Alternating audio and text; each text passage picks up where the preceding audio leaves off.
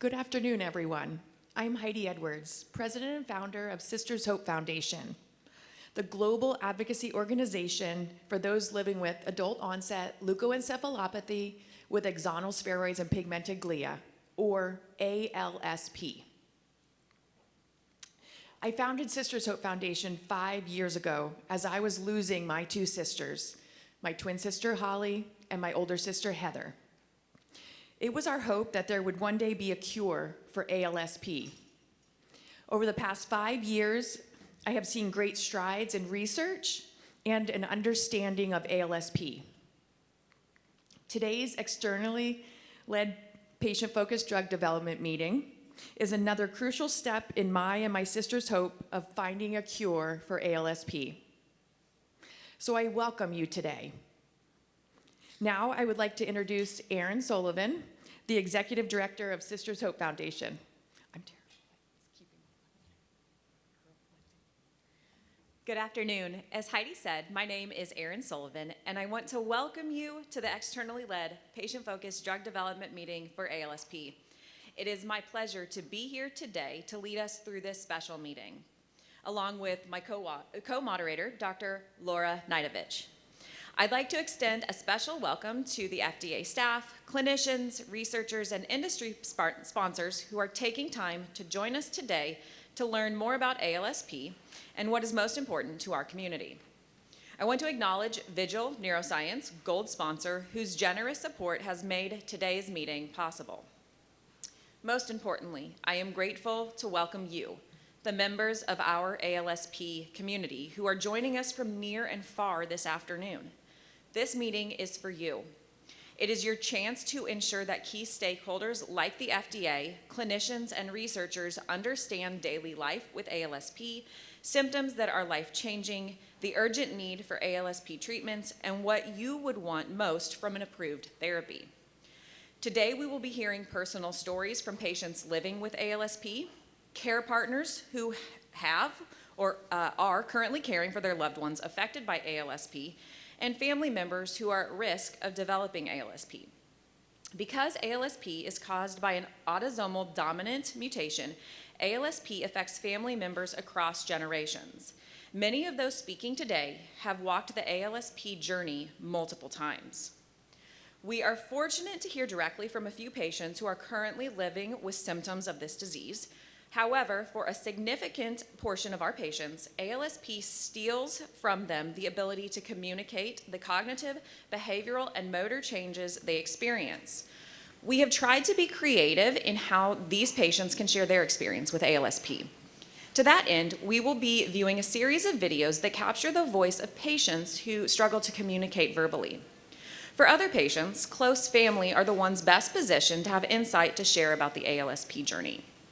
Therefore, a substantial portion of our participants today are those who live with, love, and have become care partners to ALSP patients. They will be speaking on behalf of loved ones who can no longer advocate for themselves. We'll also be hearing from people who know they are at risk for developing ALSP in the future. And for these individuals, our conversation holds special urgency from a perspective that can reflect past loss, present concern, and an uncertain future all at once. So whether you're a person with an ALSP diagnosis, a care partner, or someone who is at risk of developing ALSP in the future, your voice is important. And we thank each of you for sharing your crucial perspective. You are at the heart of the ALSP story. Our understanding of this disease and how to address it is enriched by your lived experiences. We draw hope from your determination to advocate for yourselves and all who face this disease. The FDA and industry stakeholders joining us today are here to listen to you, and they are ready to integrate your voice into the process of developing and evaluating the treatments that are so urgently needed. Now, it is my pleasure to introduce Dr. Michelle Campbell, Associate Director for Stakeholder Engagement and Clinical Outcomes at the FDA Center for Drug Evaluation and Research. Dr. Campbell is responsible for providing guidance to companies developing and reviewing new drugs for ALSP. Welcome, Dr. Campbell.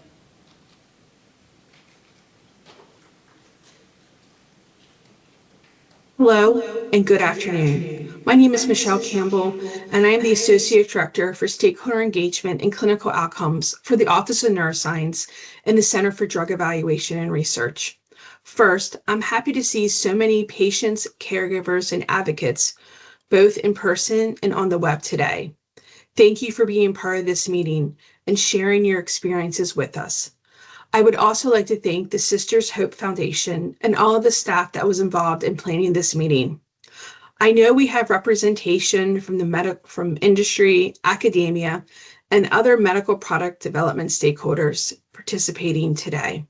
While FDA plays a critical role in medical product development, we are just one part of the process, and I am glad to see a high level of interest from those of you who also play an important role.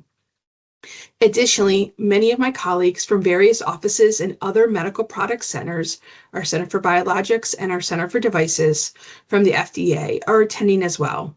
We share the patients' community's commitment to facilitate the development of safe and effective medical products for adult onset leukoencephalopathy with axonal spheroids and pigmented glia, or ALSP. Know when we say medical product development, we mean it in the broadest sense of identifying, developing, and evaluating potential therapies or devices that can help patients manage their condition. While you may not see us in person, we are here. We are here to learn directly from you and your family's lived experience with ALSP. More than a decade ago, the FDA started its patient-focused drug development program. As part of this program, we began having patient-focused drug development meetings, affectionately known as PFDD meetings. These meetings brought patients, caregivers, and various members of the FDA community together to listen and learn about a patient's experience with their disease or disorder. What we have learned from these meetings is that patients are the experts in their lived experience of their disease or disorder. Patients are uniquely positioned to inform regulatory agencies and to provide an understanding of burden of disease and thoughts on currently available treatments. Another outcome from patient-focused drug development meetings we held was the growth of PFDD meetings held outside of the FDA, meetings like this one today. As a product of these meetings, a Voice of the Patient report is developed, which FDA can reference for future information when providing advice on a specific medical product development program for ALSP. As I said earlier, this is why we are here, to learn from the experts on the lived experience of ALSP. FDA promotes and protects public health by evaluating the safety, effectiveness, and quality of new products, but we do not develop medical products or conduct clinical trials. It is, however, FDA's responsibility to ensure that the benefits of a product outweighs its risks. Therefore, having this kind of dialogue is extremely valuable for us because hearing what patients and caregivers care about can help us lead the way in figuring out how to best facilitate medical product development and understand how patients view the benefits and risks of therapies and devices for ALSP. Our commitment to better understanding rare disease drug development's unmet needs and finding opportunities to accelerate rare disease drug development where appropriate is critical to all of our rare disease families. We often hear from families who ask us, how do we at the agency use the information we learn from PFDD meetings in our everyday work?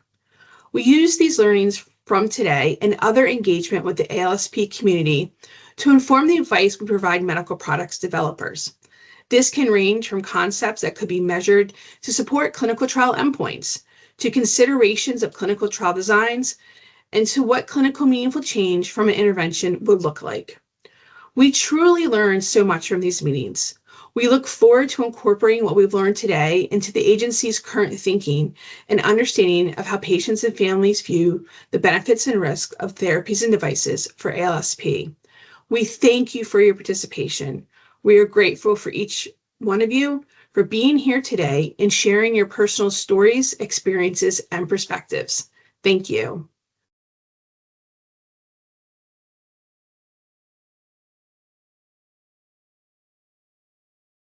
To introduce Dr. Jennifer Orthman Murphy, Assistant Professor of Neurology at University of Pennsylvania, who will be giving a clinical overview of ALSP.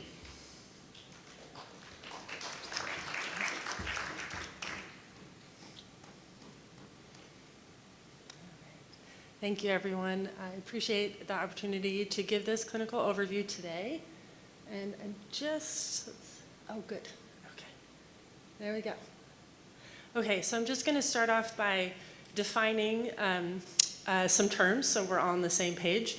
And I'm just going to face myself towards the slide so I know what I'm showing you. You've heard, but CSF1R, this is colony stimulating factor receptor type 1. And ALSP is adult onset leukoencephalopathy with axonal spheroids and pigmentoglia. We're going to use a lot of acronyms today, so we have to keep defining them, and it gets confusing.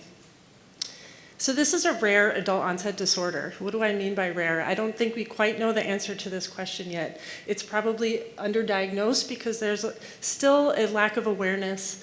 There's variability in onset, and we'll talk about that, and access to genetic testing. But we have some clues from recent studies that up to 1 in 3,500 people in the UK Biobank had a pathogenic or likely pathogenic variant. So it's maybe more common than we think. It is caused by autosomal dominant pathogenic variants in CSF1R, which is what we learned in 2012.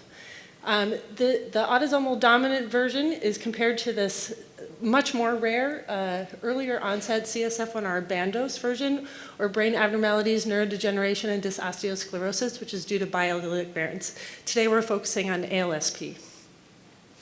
And so this was initially characterized at autopsy, looking at white matter lesions, and showing here are some of the examples that in the original paper that linked it to CSF1R, where you can see within the white matter lesions that were identified on MRI that there's loss of myelin, there's axonal spheroids, those big circles there, and then there were some macrophages and sick-looking axons and astrocytes. And because of all of these features involving so many cells that had many different descriptors that were described over time until 2012 when Dr. Zolik's group put together that autosomal dominant mutations in CSF1R led to this disorder so that we could call it something in real time, or CSF1R ALSP, which is how we prefer to call it right now. So what's difficult for all of us, I think, is that there's a variable presentation. Individuals typically present in their 4th or 5th decade of life, although there's some flexibility in this. There's behavioral changes, there's cognitive changes. It can look like frontotemporal dementia. There's progressive motor impairment that can look like Parkinson's. That's the extrapyramidal versions. It can look like multiple sclerosis if it's more pyramidal type. Women can present earlier, at least in the earlier studies that have been described of large cohorts. That there can be seizures and cerebellar ataxia, that there can be difference between family members that have it. And then the MRIs actually can have variable features, and I'll show you what that looks like, but they can be misdiagnosed as other disorders because of that. And this is very frustrating because there's a high likelihood of misdiagnosis because of all these variable features. And at some point, in many people that have been described, there can at some point be this rapid progression that can lead to death, and we don't know if that applies to all the variants that we're learning about. So here's some examples of the imaging. This is an example where you have these patchy white matter lesions around the ventricles. This can look like MS. This will show up in my clinic. I was trained in MS. It can also be extensive with confluent leukoencephalopathy and atrophy and corpus callosal thinning. That will show up in cognitive clinic usually. There can be areas of diffusion restriction. That's a classic finding for a stroke, so that is what will be misdiagnosed as a stroke. But what's unusual is it actually doesn't go away on longitudinal imaging. And that's one of the clues. And then if you look on head CT, there can be areas of calcification that develop over time. And all of these things don't necessarily happen in everyone. So if you see everything, you can put the pattern together, but you don't always have that option. So what is the link between CSF1R and having this disease? This is something that many people are working on, but we don't fully have the answer yet. CSF1R is a cell surface receptor that dimerizes and responds to ligands like CSF1 and IL-34. This is required for the survival and proliferation of what's called myeloid cells, where microglia in the brain are one type of these cells. Microglia are the innate immune cell in the brain. This was the first described microgliopathy, and it is not known how expression of the CSF1R mutant leads to microglial dysfunction. This is controversial. It is thought that, at least in part, that there's haploinsufficiency or reduced signaling of CSF1R because most of the variants are in the downstream tyrosine kinase domain. But it's also positive, because it's an autosomal dominant disease, that there are dominant negative or gain of function mechanisms that are ongoing that we still haven't fully figured out, and how to explain why this is adult onset. So the biggest issue, and why we're all here, is that treatment is an unmet need. We do not have a disease-modifying therapy. Allogeneic hematopoietic stem cell transplant has been performed in some patients. About 15 have been reported in the US, but this has also been done throughout the world, and there are upcoming reports coming out to teach us more about it. And there's a trend with this intervention towards stabilization of disease in those that survive this intervention. We're not really sure what the mechanism of action is. It could be that there's healthy macrophage replacement in the brain, but we still are not quite sure. We recently completed a phase 2 proof of concept clinical trial. So as a community, we've actually participated in a full clinical trial at this point. I show here the press release from earlier this month that ulizanibart had a favorable safety, tolerability, and pharmacokinetic profile, but unfortunately it did not show a beneficial effect on the biomarker or clinical efficacy endpoints. We still have a lot to learn, but we have the success of having done this now with an enthusiastic community. And then there's also preclinical studies that are ongoing, in particular cell-based microglial replacement therapy, but there's also others, including potential gene therapy approaches that are coming down the pipeline. So there's a lot to hope for in the future. So in the meantime, the current standard of care is limited to symptomatic and supportive treatment, and that can be very complex given the variability of the presentation of disease and finding the right team to take care of you. There are current efforts to continue to be clinical trial ready for disease-modifying therapy for everything that's in the pipeline. The Medical and Scientific Advisory Council for Sisters Hope Foundation is planning to address the diagnostic criteria and clinical management consensus guidelines, so that will be forthcoming. We have a work group, a very enthusiastic work group, as part of the Global Leukodystrophy Initiative Clinical Trials Network that aims to identify unmet needs for clinical trial readiness so that once you've named them, you know what you need to work towards in the next few years. We have a recently completed Illuminate observational perspective study, which will provide a lot of guidance on this going forward. And we also have an ongoing retrospective natural history study through the Global Leukodystrophy Initiative. And so with that, I leave you to the rest of this presentation and thank the community, as well as all of the enthusiastic members of the MSAC that have contributed to these ongoing efforts. Thank you. Thank you very much, Dr. Orthman Murphy, for that succinct overview of ALSP. We are now ready to move into the part of this meeting where we get to hear from you, individuals living with ALSP, those at risk of developing ALSP, and care partners. As we heard earlier, externally led patient-focused drug development meetings were created by the FDA as a more systematic way of gathering patient perspectives on specific conditions and on available treatments. FDA's Dr. Michelle Campbell summed it up clearly by emphasizing that your input can help inform the agency's understanding of ALSP to inform drug development and review. This is truly a unique and important opportunity for this community. Today's EL-PFDD is highly interactive, and I want to give a brief overview of how today's meeting is organized and what we'll be asking of you throughout the afternoon. This meeting is split into two topics. Our first topic will be exploring health and daily effects of living with ALSP. In the second topic, we'll explore current approaches and future preferences for treating ALSP. To explore these two topics, we're using a range of methods to ensure everyone's voice is heard. Each topic will begin with brief panel presentations from pre-selected community members with diverse perspectives on ALSP. This will be followed by an open discussion guided by FDA-provided questions. I invite individuals living with ALSP, care partners, family members, and those who are at risk to share comments. For those in person, just please raise your hand and we'll get you a microphone. If you are uncomfortable speaking, we do have pens and paper available and you can write a comment and pass it to the edge of the table. For those joining virtually, please type your comments in the question and answer box on the Zoom panel, and Dr. Naidovich will share your comments with the audience. To aid the discussion, we will share data from the ALSP Symptom Impact and Treatment Survey and utilize live polling questions. We will provide a QR code so that you can participate in polling with your phone or tablet. I encourage all individuals living with or at risk for ALSP, their care partners, and family members to contribute today. Stakeholders from the FDA, drug developers, clinicians, and any others are here to listen. We have a tight schedule we're following today, and we have many questions to consider. I know you each have much to contribute.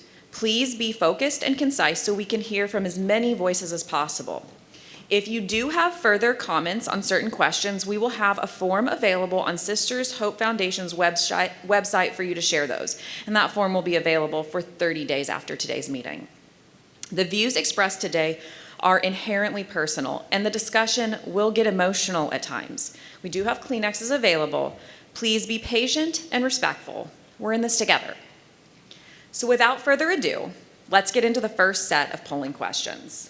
So please pull out your cell phone or tablet, open up your camera app, and follow the QR code you see on the screen. Oops. Let's take a pause, and I'm gonna go log back in.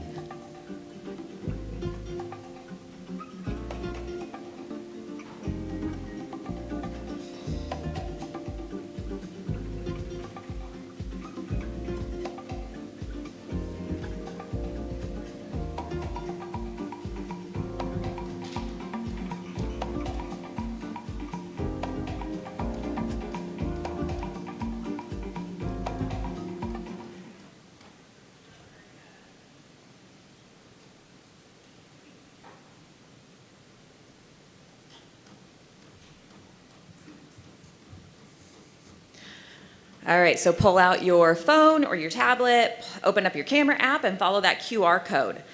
If you cannot follow the QR code, you can open an internet browser and type in www.slido.com, and then you can type in the numerical code 3940095. So these first polling questions are going to cover basic demographic information just to help us get a feel of who's joining us today. And we're starting with this test question that you see up there. What is your favorite color? So go ahead and enter your answer now.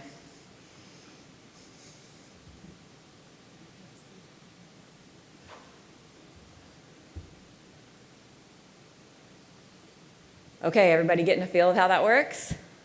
Feeling good? Do I see thumbs up working? Okay, great. So then now that everyone sees how this works, we're going to move into our first demographic question. And I want you to select all that apply. So the question is, which best describes you? I am diagnosed with ALSP and am symptomatic. I carry the CSF1R mutation but am not symptomatic. I have at least one close biological relative with ALSP. I am or was a care partner for someone with ALSP.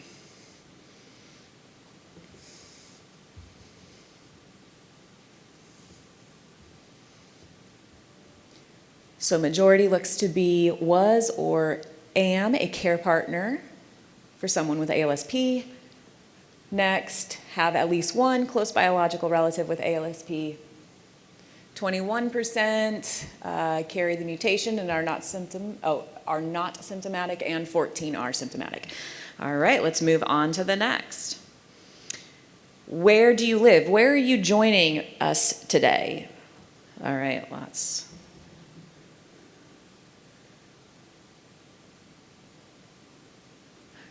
Majority from the United States. We've got 10% from Canada, 3 from the UK. Welcome, guys. Can you scroll down? Do we have any others?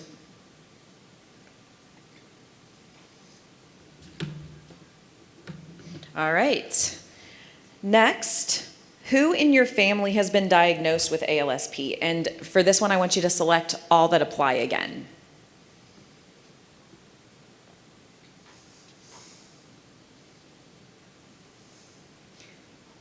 So as we can see, because of the inheritance pattern, we have a lot of participants who have had multiple family members and maybe even themselves affected by this.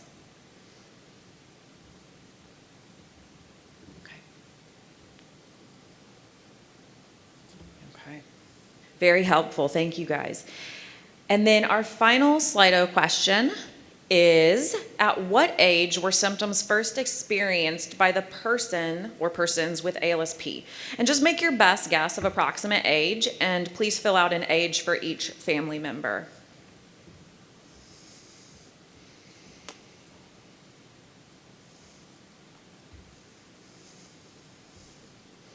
And as we're watching these numbers come in, we can see that aligns with Dr. Orthman Murphy's presentation.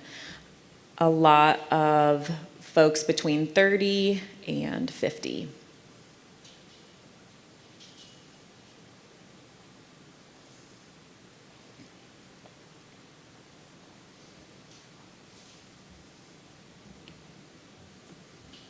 Okay, wonderful. Okay.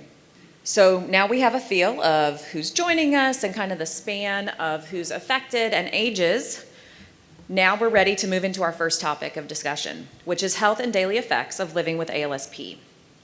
We're going to explore the symptoms and health effects that have the greatest impacts on your life. And we want to understand the activities in daily life that are most impacted by your symptoms. We'll also be exploring symptoms that are maybe on the horizon or that you worry about developing. And this is particularly relevant to those who are at risk of developing ALSP. So we want to hear from you and understand your worries or fears for the future. To help us get started on topic 1, we're now going to turn to our panelists, and I'd like to invite them forward at this time.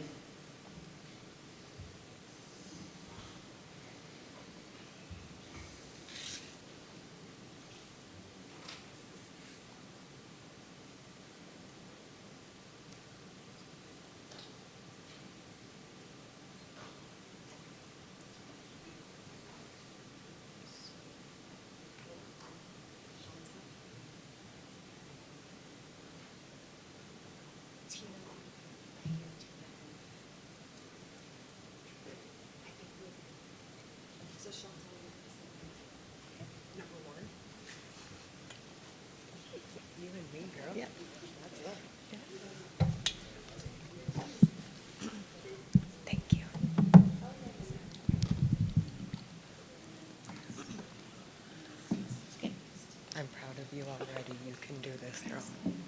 I'll be crying with you. Oh, beautiful.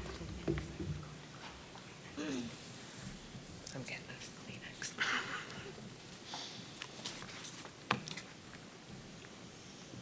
Thank you, honey.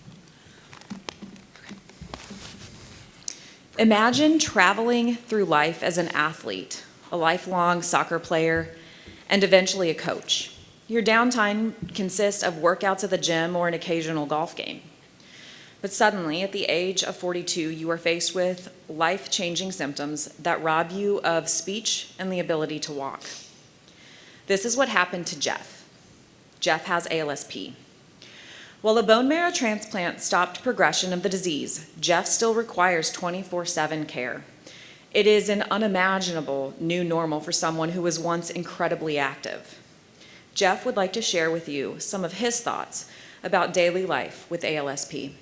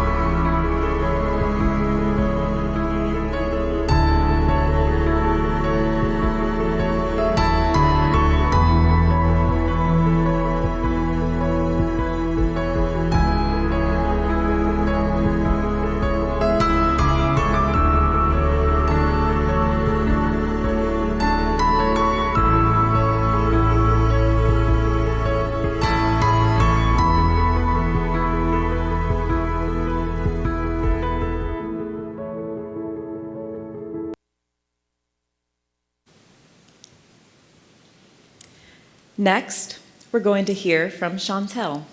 Thank you, and if you are in-house, you know how talkative I am, so I'm going to go first and try to keep it short.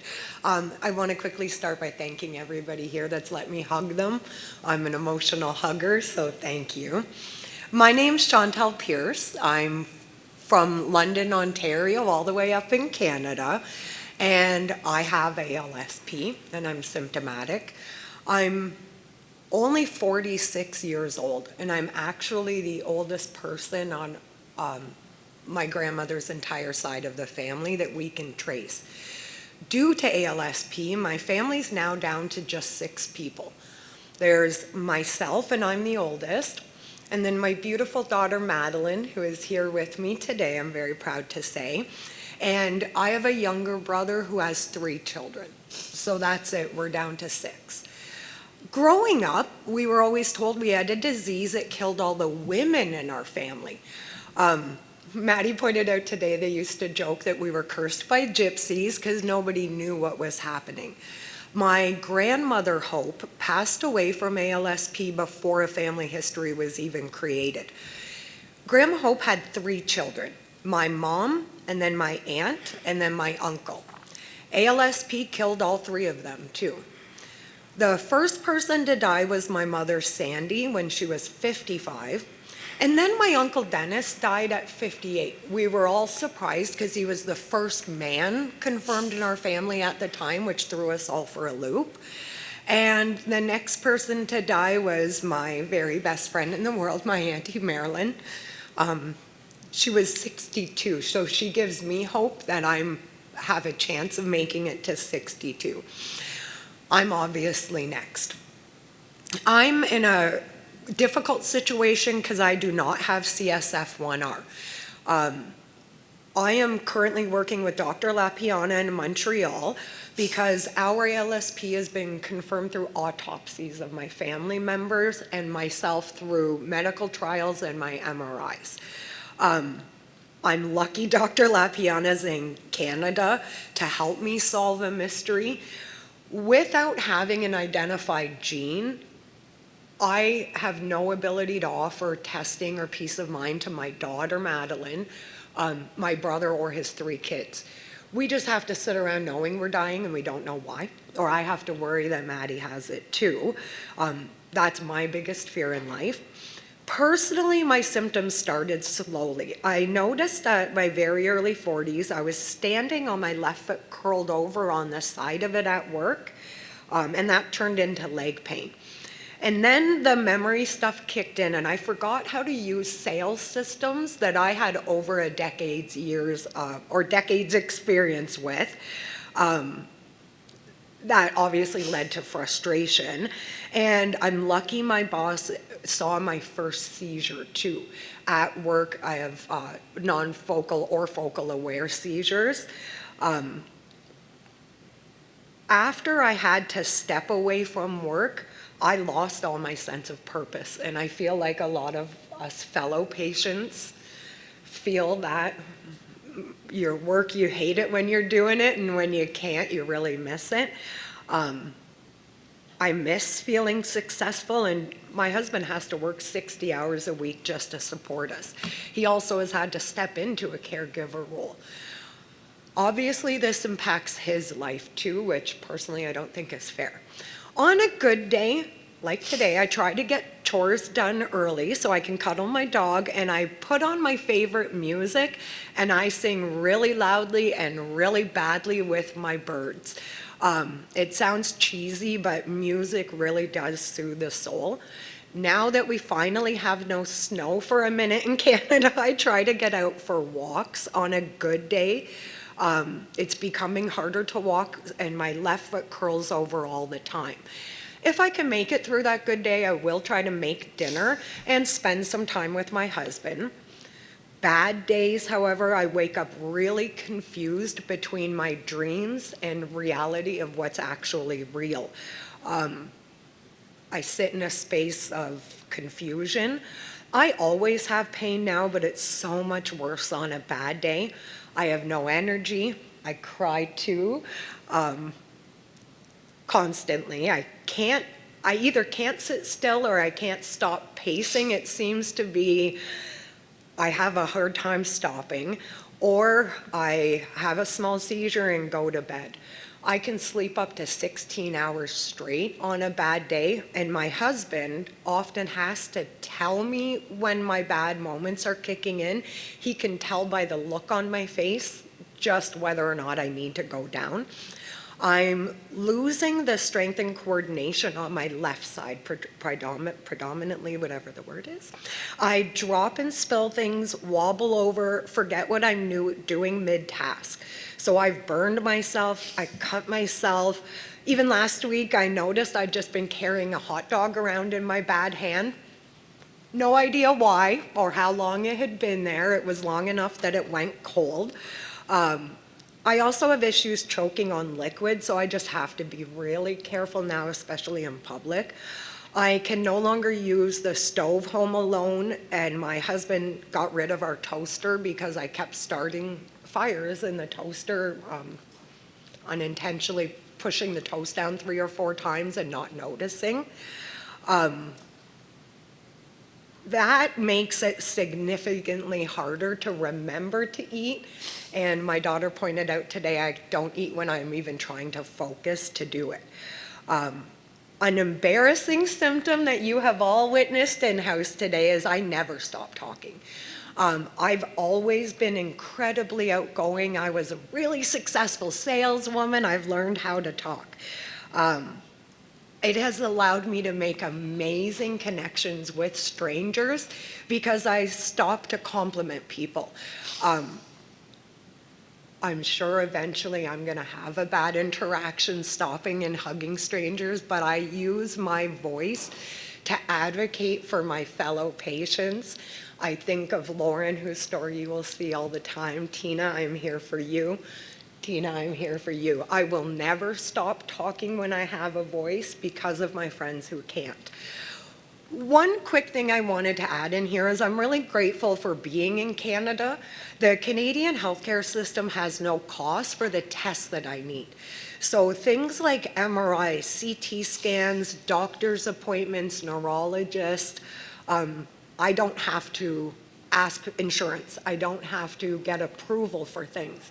2 months ago, my one neurologist noticed reflexes in my bad knee, MRI ordered on the spot, MRI on my neck, just in case. Didn't have to do anything but show up and have it done. Seeing my friends down here fight is harder, knowing that there's costs involved. The downside up in Canada is we just don't have enough ALSP patients for the system to truly care about us and do something working forward. Right now, I am only aware of 4 confirmed patients, including myself. So I have a friend in Montreal, one in Northern Ontario, and one in BC. Seeing my friends down here in the States have bone marrow transplants as an option, at least, is amazing. It's something I know in my life frame I'll never have an option for. But my 3 other friends in Canada, I think, would have had their lives completely changed if that could have been done early on in symptoms. None of them have the option either, and we don't have any type of medical trials, so we're just stuck. In Canada, though, we have a great thing called our MAID program, Medical Assistance in Death.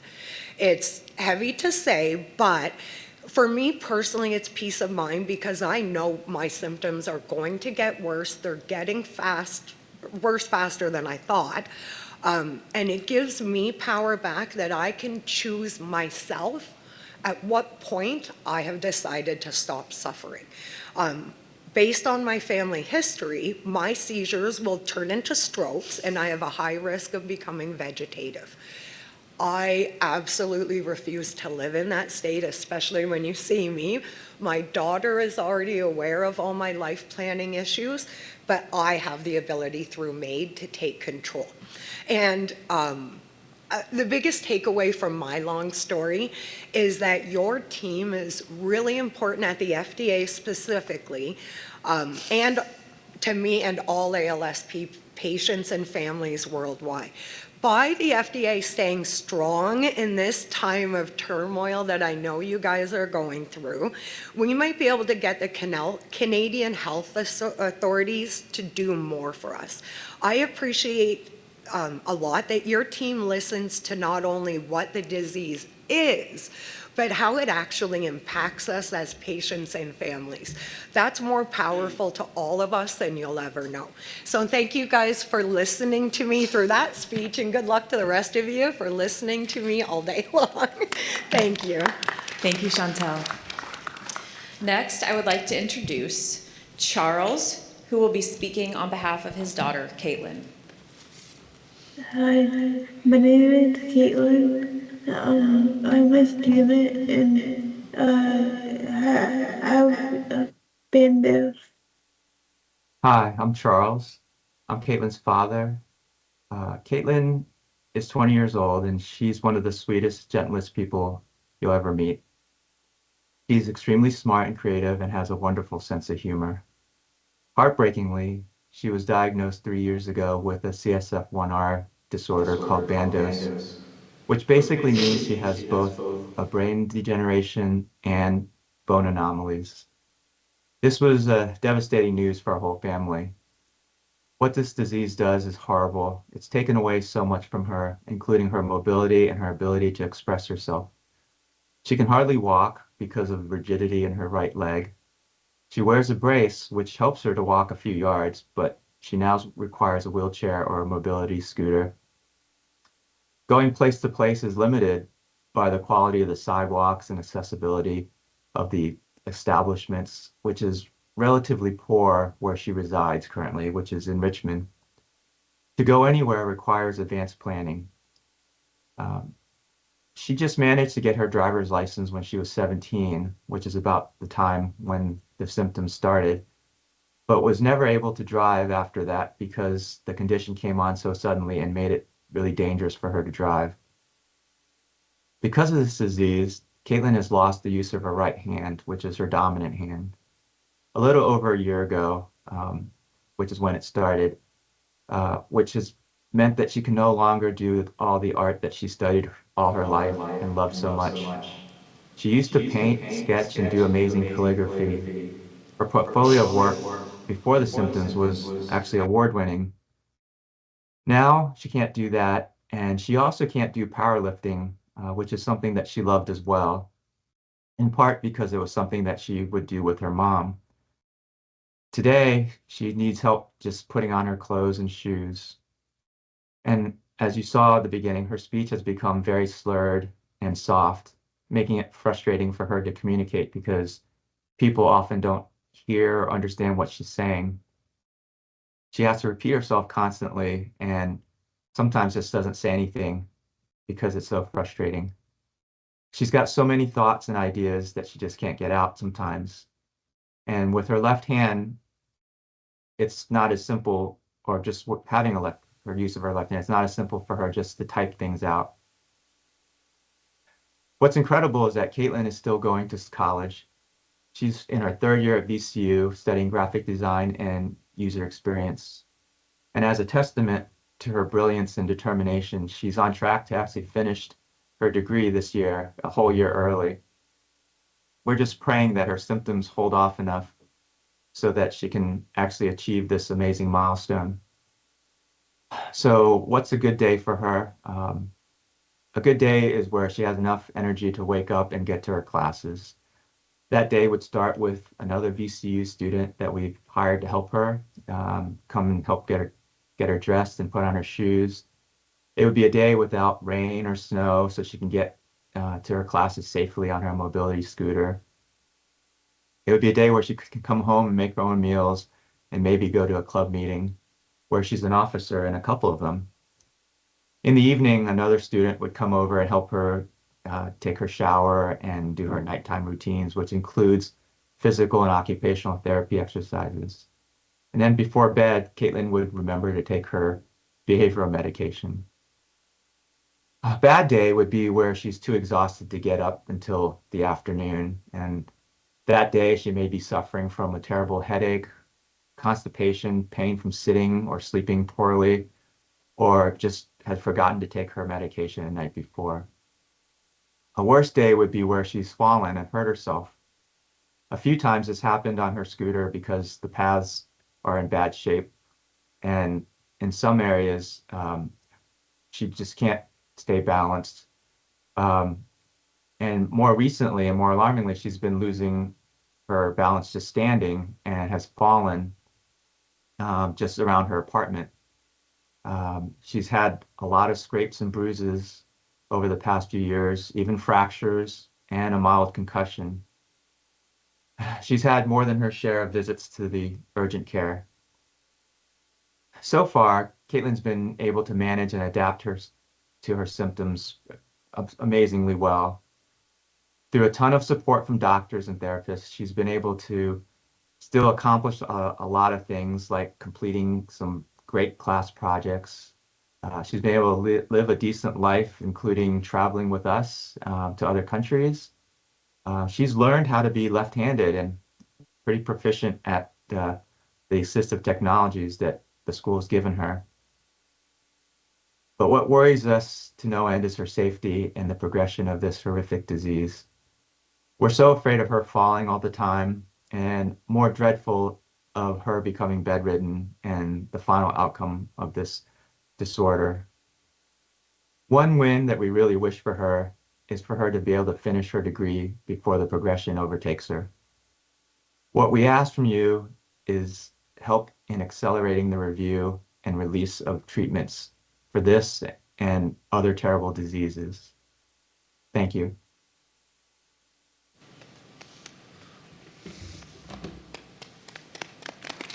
Thank you, Charles and Caitlin. Next, I would like to introduce Tina. She is accompanied by her husband, John, who will be helping as she shares some experiences with life with ALSP. Thank you, Tina. Hi, my name is Tina Chu. I was diagnosed with ALSP in 2023. I am a physician I'm a physician who specializes in pulmonary and critical care, and I work in Los Angeles for the past 20 years.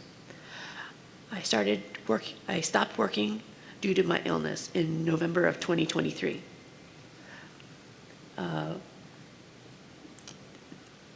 The symptoms that have bothered me most have been my cognition as well as physical limitations. I used to run and exercise, and I was very active in sports. Now I have difficulty with running and walking. I have had difficulty with my memory as well as communicating with my patients.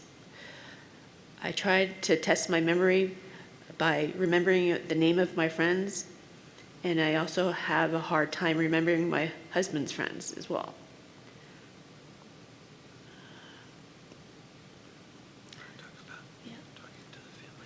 And I have difficulty talking to my family as well.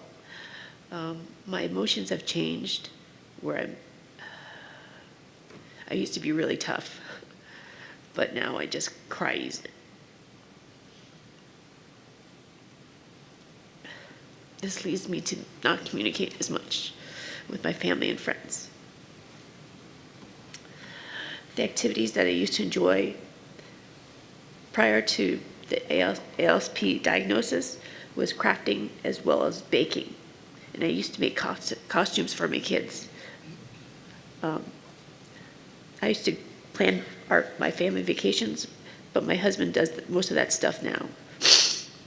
My good days, I usually like to walk near my home, and it usually can range about 3 miles on hill.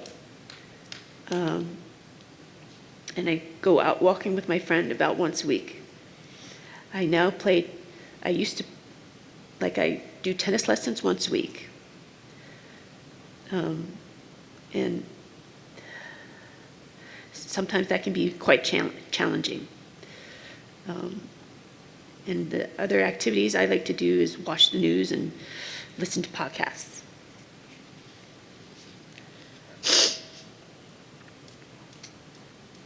And some bad days for me have been that I have very a lot of difficulty doing technical things, such as typing on the typewriters, as well as using my phone and AirPods.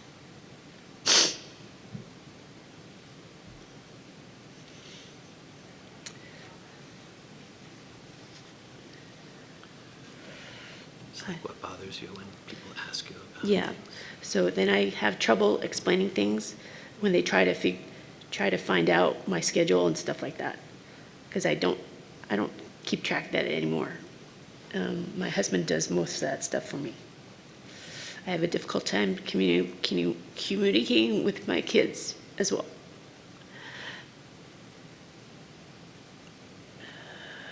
And I can't really help them out with their work, their activities.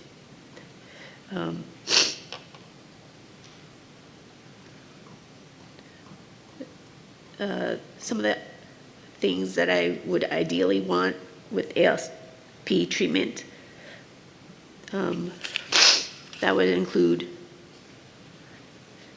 maybe if I can go back to my old way, but I know it's not possible though, and probably stop any progression. I would like to have the ability to think and not be able to decide and not get overwhelmed or confused. I would also like to try to prevent any possible treatments for my children if they need it. They haven't been officially diagnosed with anything yet, thank God. I don't want them to go through this thing that I'm going through.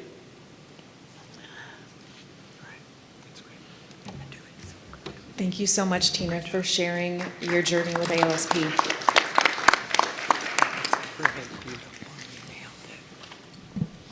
Okay.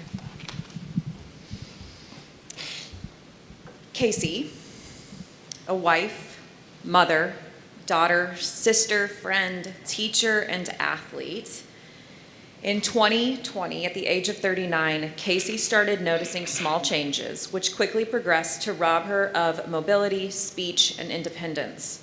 The once active and engaged wife and mother of two found herself in a life or death battle against ALSP. She underwent a bone marrow transplant, and while the progression has stopped, she still requires around-the-clock care. She wants to share some important perspectives on her life with ALSP.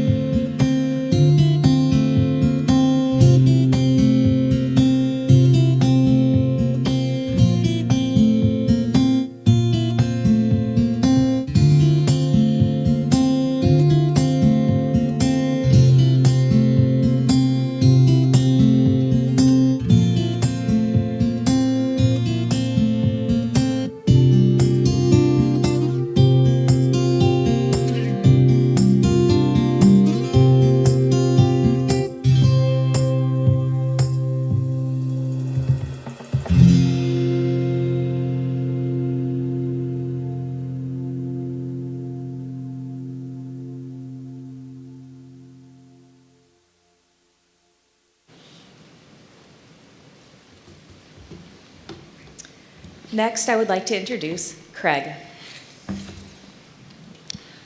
Good afternoon.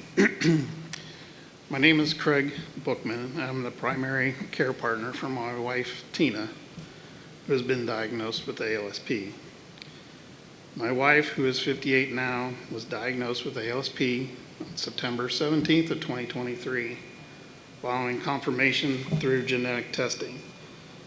Achieving an accurate diagnosis took several years, and earlier correct diagnosis might have enabled her participation in clinical trials or natural history studies that were available at the time.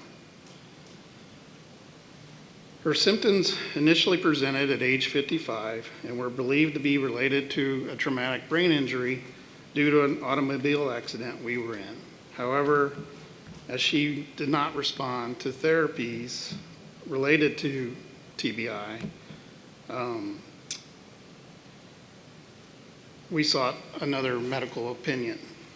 After further testing and evaluation, she was then diagnosed with frontotemporal dementia, or FTD. It was not until genetic test was recommended to further define the type of dementia that she had or was being diagnosed at the time that we received the ALSP diagnosis. And she was positive for the CSF1R gene mutation.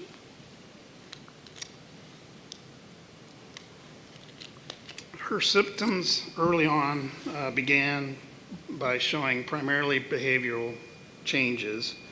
She preferred to stay in bed all day and stopped contributing in household tasks that she would typically do.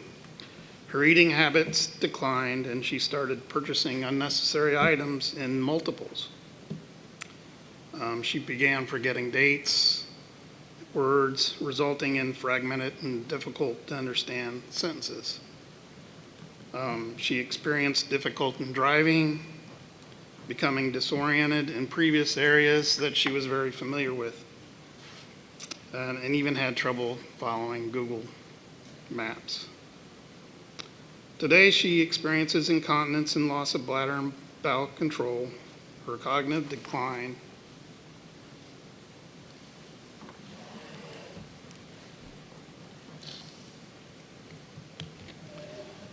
has led to her being mostly nonverbal.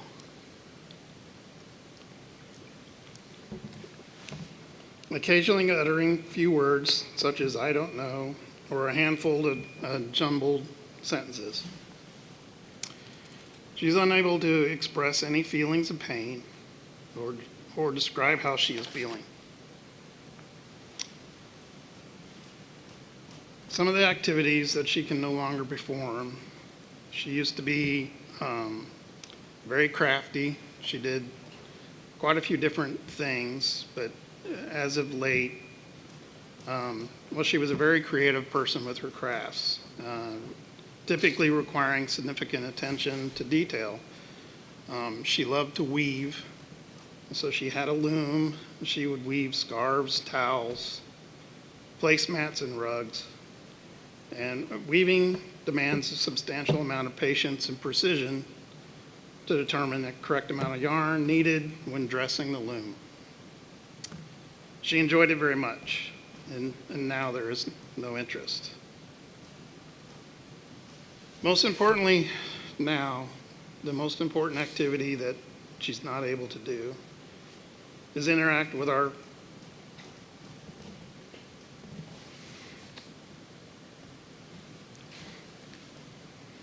first grandchild.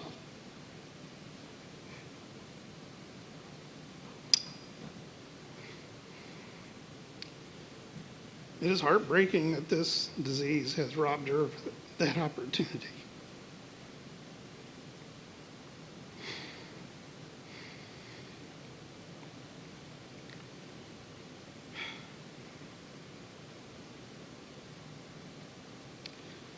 ALSP has resulted in her needing complete assistance for washing, brushing her hair, teeth, hair, and going to the bathroom.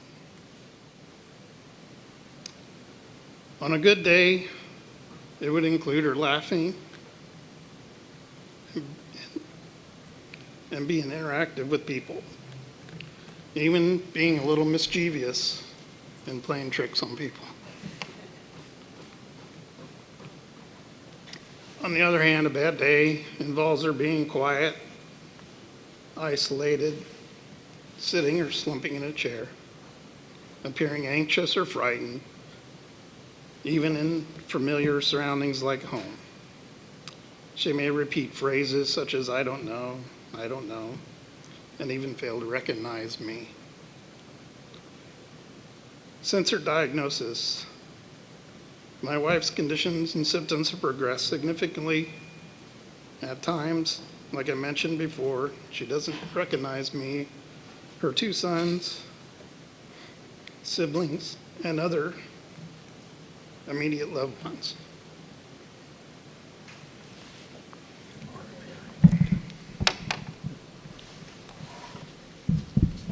Sorry.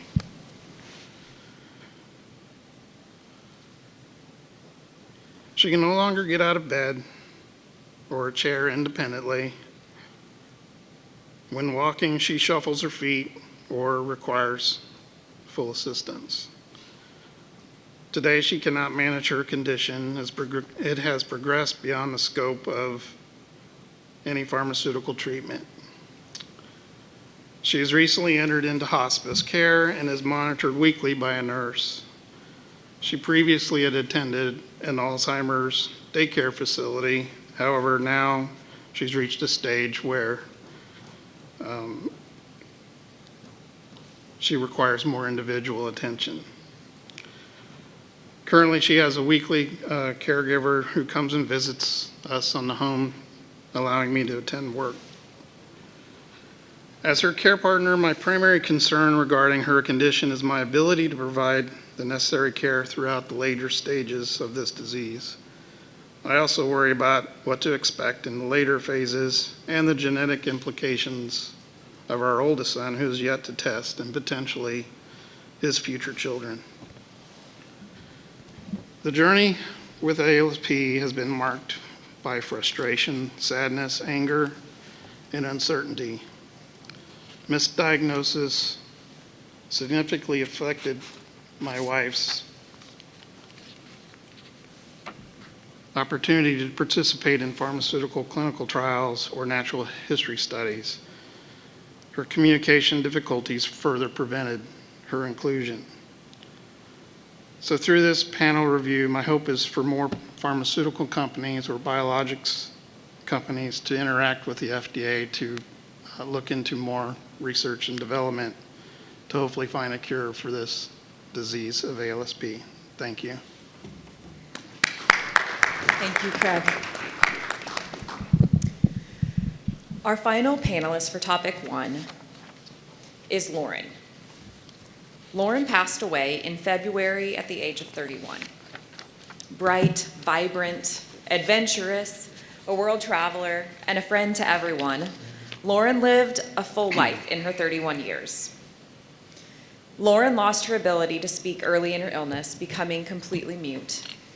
Mom Veronica and sister Brittany became her voice. Brittany, speaking in Lauren's stead and from her point of view, shares thoughts on life with ALSP.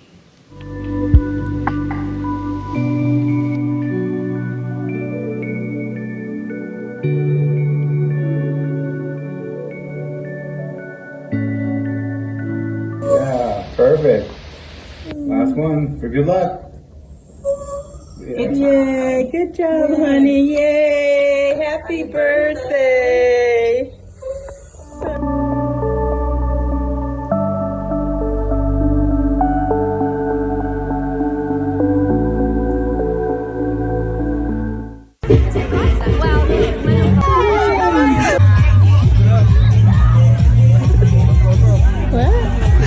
All right, kiddos, while you're out there running, I want you guys to put all of the teachers and moms and dads out there. Ready? 1, 2.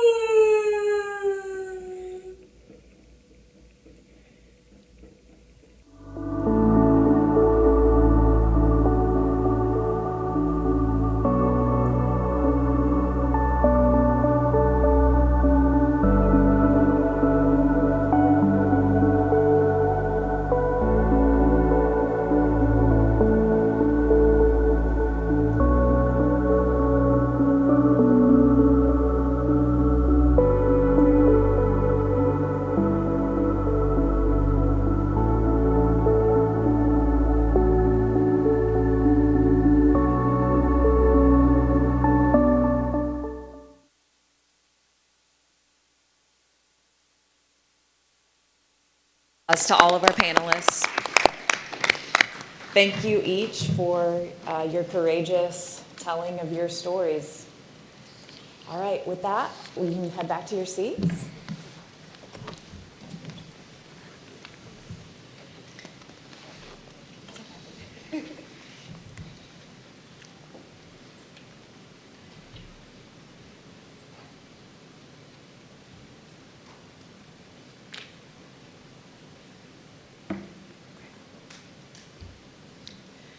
Okay, we are now ready to move into the open discussion portion of this meeting. And I would like to welcome again our wider audience, both in person and virtual. To assure anonymity, we are going to be turning the camera off during this open discussion. The audio will remain on for our virtual audience. Now, if you wish to offer a comment but do not want to be identified, just please refrain from sharing your name. There's also an option to leave an anonymous question for our virtual participants. Okay, so we're once again going to go back to our polling. So pull out your phones, open that camera, and scan that QR code.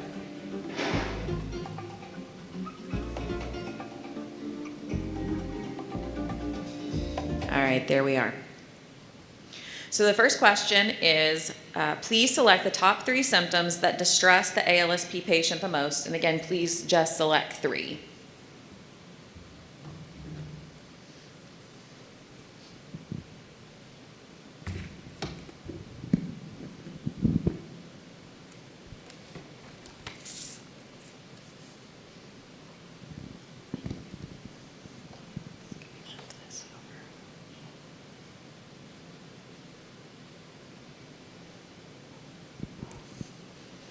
So right now I'm seeing 63% are saying language is quite distressing, and in our survey that we conducted earlier this year, that tracks. Early distress, people showed that it was about 47% of people self-reported that language was distressing. Current distress of language was 67%.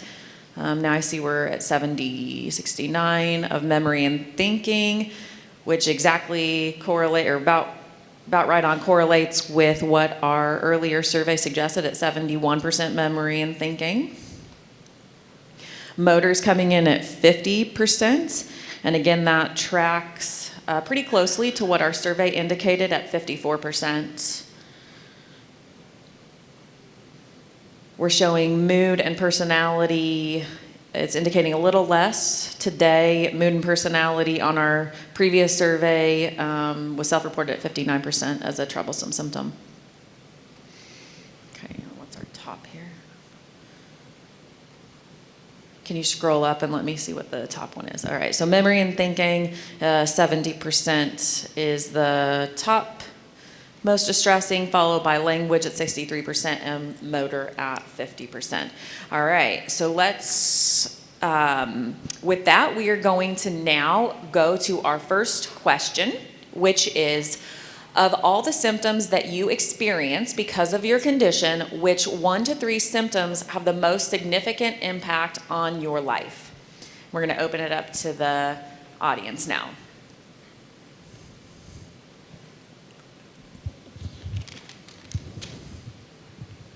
Hello, my name is Albert Tripp. I am Heidi's cousin. I sit here thinking of things I do not like writing speeches. Number one, you'll see how messed up I am if I had to follow a screen. So then you'd think I have a problem. And I try to tell myself I do not have a problem, even though I do. So, as for symptoms, I have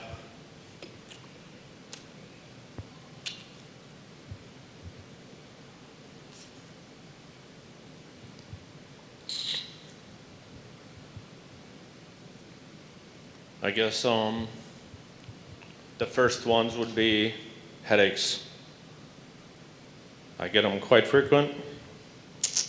Was probably the first big thing I noticed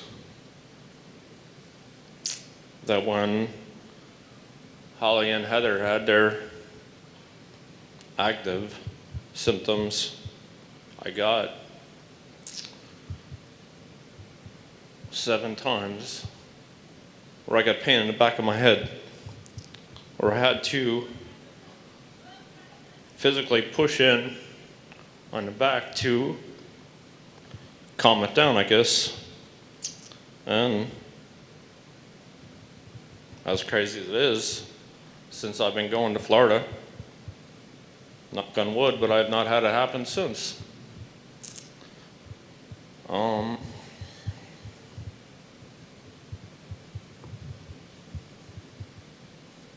was told about this question probably 2 weeks ago, and I have a pile of things, but that's probably the biggest one I have. Yeah, thank you, Bert, and we'll definitely come back to you as we continue the discussion. So headaches, can we see a show of hands here in the room from our patients? Anyone else experienced severe headaches? Yeah, I'm seeing some hands raised. Yes. Yeah. Okay. So while headaches was not on our survey, it's really helpful to understand that that is a symptom. Okay, so who would like to talk about symptoms next? What are some of the most troubling symptoms that either you or your loved one has experienced because of the disease? I do want to give other people a chance to talk, but I want to talk a little bit about what I think is one of the most troubling things. It's a pretty broad thing, but the ability to have your executive functioning, your decision making, your ability to not just reason through problems, but to think about things that are seemingly inconsequential, the things that we all take for granted when we wake up and make decisions about everything every day. To have that taken away from us, it has robbed Tina from the ability to work. And as somebody pointed out, we all, dislike working when we do it, and then when we can't, we miss it. And it's not really so much about the work, but the inability to make those important decisions or the unimportant decisions. And the way that that changes your self-esteem, the way that it changes your ability to interact with people, I think is one of the most striking symptoms that Tina deals with.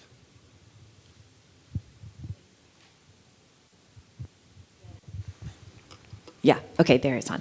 Yes, thank you for that insight. And I can tell you one of the most significant findings of the survey that we put out earlier in the year is that for every individual that indicated thinking problems, they were then taken to a screen that were given very specific executive functioning symptoms. And nearly every person that clicked thinking symptoms also selected every single one of those executive functioning symptoms. So we know what that tells us is that this disease really, really impacts executive functioning. And I so appreciate kind of digging into that and highlighting how deep those symptoms really do impact just every part of life.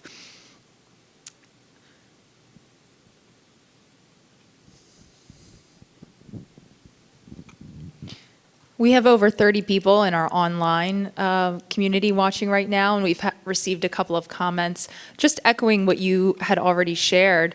Cognitive impairment being a big limitation, just being unable to solve basic, simple, everyday tasks, language difficulties, aphasia, difficulty speaking, getting words out.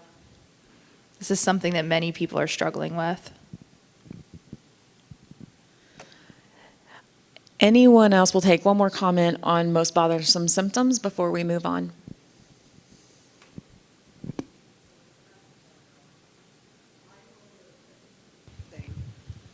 As you all know, I have absolutely no shame or fear of public speaking, but one symptom that I struggle with outside of talking too much, as you can tell, I have lost my shame.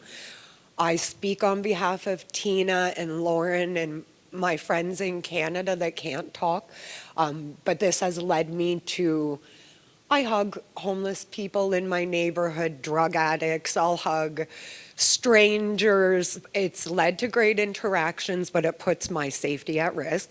But my biggest day-to-day problem is seizures, and I'm not sure if any patients in the room have them or how many family members have, but it gives you that fear of leaving the house, that if you're outside of the house and I start spacing out and I can't talk, nobody will know what to do. And because of my look, and I live in a bad neighborhood, I'm scared of being given Narcan or some crazy thing, thinking that I am not sick in the way I am. Seizures make the daily functioning hard, but that it's a weird thing that I never expected, to be scared of leaving the house just because of that. So I'd like to speak for the patients that have that it does impact your day-to-day. Thank you. Can we have a show of hands? Who of our patients have experienced seizures? And once again, I'll refer back to that survey that was conducted earlier this year. So current data suggests about 30% of ALSP patients will experience seizures. Self-reported, we're actually closer to 40%. So it's higher than what originally was thought to be. Okay, so pull those phones back out. We're going on to our next polling question. And this is,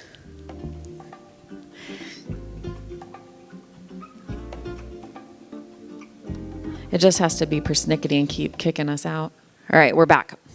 Okay, so the question is, and it's a text box. What are 3 important activities of life that the person with ALSP is not able to do independently due to the disease? Please enter 1 activity per line.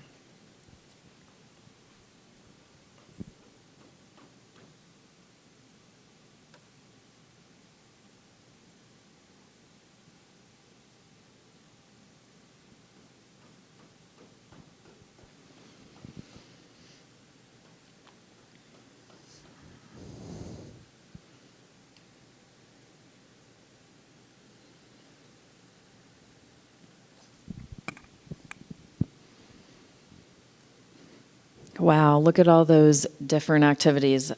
This is really something.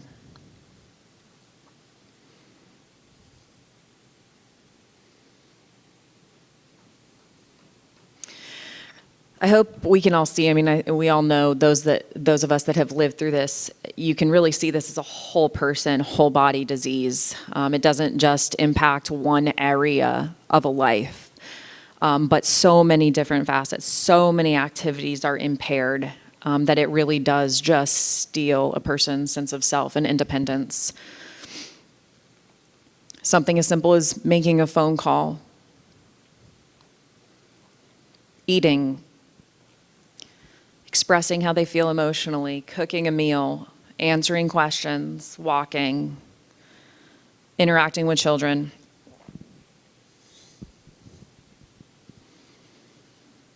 Exploring. Okay. Thank you for sharing. Oh, we've got a few more participants typing here. We're going to wait to see.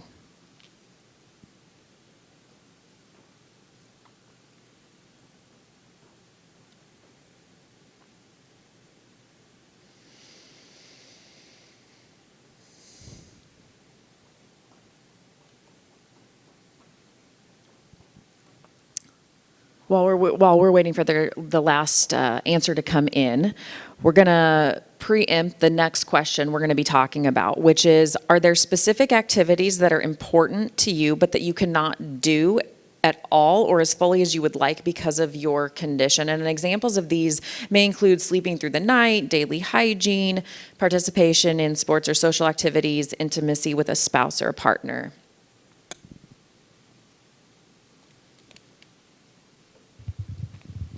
And we can go ahead and change a slide.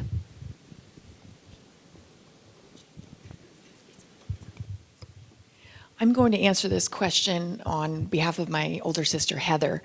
I feel as Heather progressed through the disease, the loss of her job, loss of the ability to drive, were hard on her. But when she could no longer go for a walk alone, that is what really took a toll on her. At least every day she could go out the community, walk around, see other people. But when she started to have seizures and she started to fall, and it required someone to be with her at all times, that it was the hardest loss for her. Thank you. What else? What else are some activities, even if we've already seen them, hearing how they specifically impact you or your loved one is super helpful. Sorry, folks, it's me again. But one thing that I loved about Tina and Tina's stories that I feel is the crafting. I am also a crafter. I've been sewing for 20 years. What's very frustrating when you're into crafts and drawing arts is when you can no longer do executive decision making. You see your craft in front of you. I have 18 bins of fabric, 3 sewing machines. You can't go in my sewing room. I walk in there now and I immediately feel overwhelmed. I know the project at task, but I'll lay out 100 pieces of fabric, ribbons, and by the time I've looked at it all, I have overwhelmed myself. I can't stop, look at 3 things and pick one. As my fellow crafters know, getting that feeling of wanting to express your creation and just you have it at your fingertips and you have to walk away. In my personal experience, sewing is getting more dangerous. I recently, because I lose attention in the task at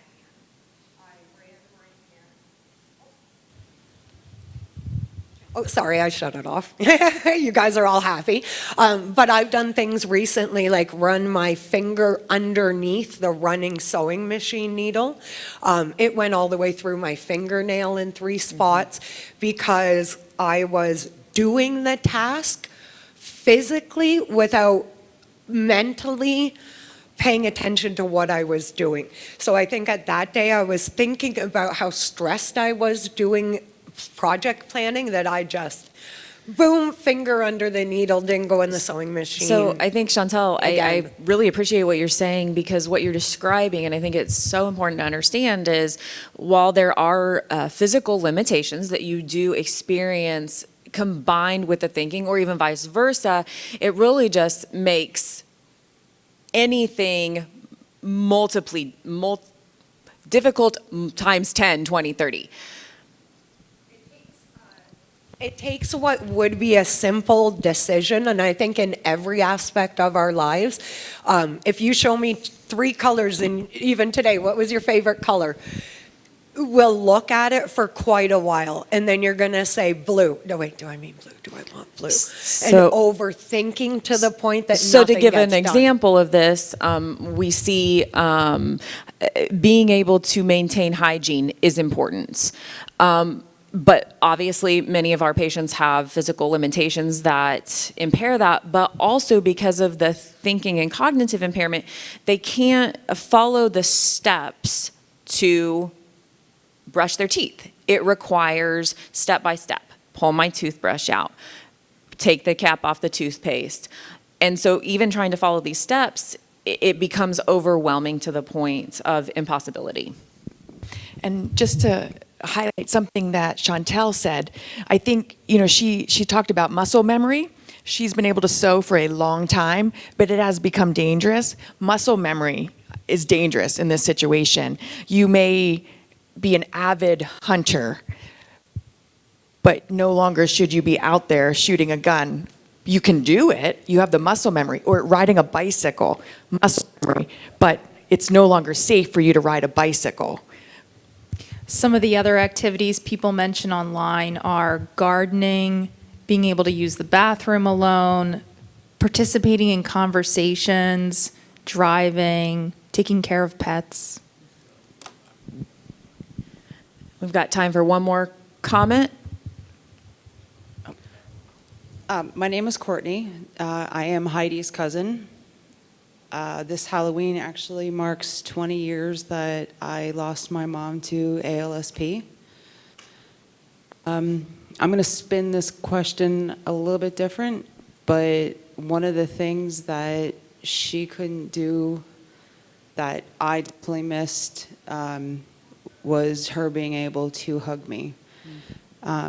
Just like Heidi is a twin, I also have twins. And one of the hardest things for me was that when I had my twins, she was no longer able to, at that point, be able to even hold them or hug or even kiss them. To this day, I don't even know if she knew or understood who they were. So that's, to me, that was something that's huge, but to this day, I still miss her hugs. So to everyone in here, hug away. Yes, hug away, girl. Thank you so much. I think we all definitely feel that and have experienced that within our own families. I want to quickly go through a couple of slides that were created based on our previous survey. So go ahead, next slide. And here we see what 3 activities in the home are most important for ALSP patients to retain. Based on that survey, we see personal hygiene coming in at about 70%, a little over. Managing communications coming in at like 42%. And then the next would be being able to continue doing chores. So those were what were reported in that survey, and we're kind of seeing those today as well. All right, next slide. Okay, and these are 3 activities outside the home that are most important for patients to retain. And by far, physical activity was what was most important, and we're seeing that at almost 90%, followed by a tie with shopping and driving, and then followed by work. And then next slide. What 3 activities involving others are most important for the ALSP patient to retain? And I think we should add hugging to this. But per the results of this, we see conversations, so maintaining the ability to communicate, maintaining friendships, and then thirdly, caring for children or grandchildren were considered very important activities. Okay, so we're moving on to question number 3 now, which is, as it relates to your condition, what does a good day look like? What does a bad day look like?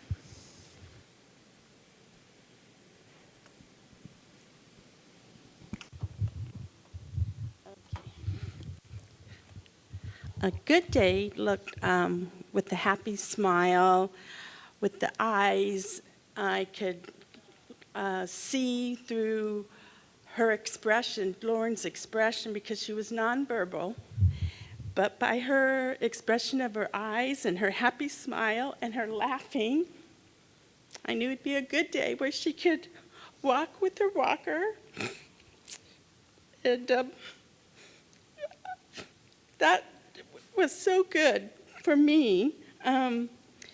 Doing music therapy, the pool therapy, the sauna, as we all saw in the video, that by using her muscles, and she was interacting.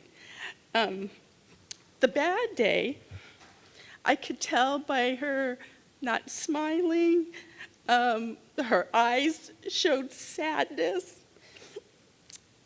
Like she didn't want me to get her out of bed. I knew it would be a bad day. She had no desire to do any kind of activity. So I knew that would be a bad day. But in general, because she no longer could not communicate verbally, I was able to communicate through her eyes, and her smile would tell what kind of day we would have. And every day was different. Every day was different. But yeah, for the majority of the time, Lauren was happy. Yeah.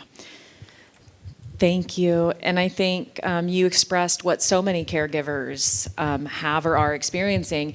You learn quickly and out of necessity how to read other cues in their eyes and their facial expressions. Thank you for sharing. Okay. Anyone else have a comment on what does a good day look like? What does a bad day look like?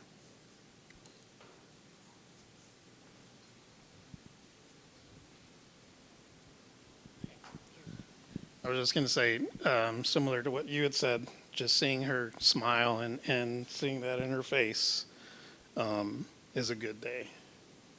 But also, I guess this is a good day because it's something that I can still see in her is when I make her mad. So she can still give me that look, which I'll take as a good day. Thank you.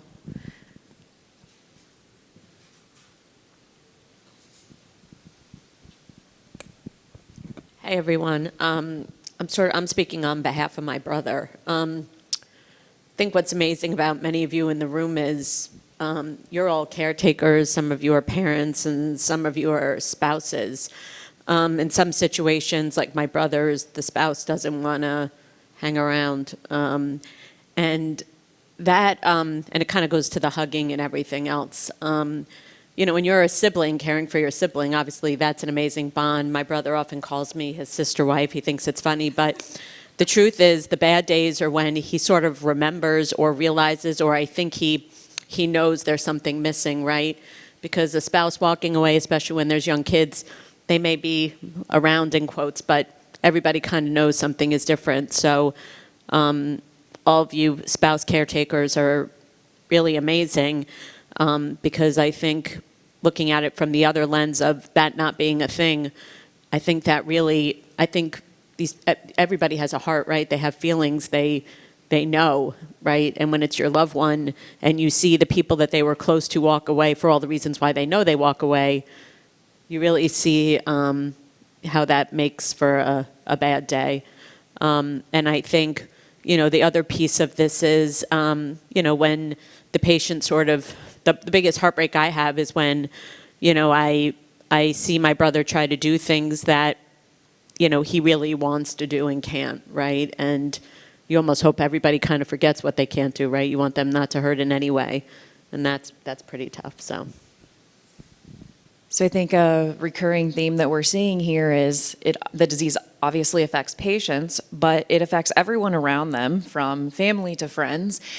And so we say this is a family disease because it affects generation after generation, but it's also a family disease because an entire family's life is changed by one ill person. And we're hearing bits and pieces of what that story looks like, from a good day for the patient and a bad day for a patient, but simultaneously what a good day is for the family member and what a bad day is for the family member. And that's all part of this ALSP journey. Some folks online and also from our international community mentioned that good days are when the mood is positive, and you're seeing evidence of that through smiles and laughter, and when the communication is clear, and when the symptom burden is low. And bad days, I mean, just to give perspective on the whole spectrum, some people state that every day is a bad day. And that bad days are when the mobility is really impaired and the communication is really poor. We have time for one more comment on good day, bad day, if there's anyone else that has something they would like to share right now. Okay, we are ready to move on to question 4. So question 4 is, how have your condition and its symptoms changed over time?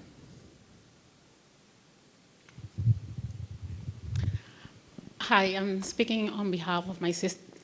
Her symptoms started about 5 years ago. She was diagnosed way later.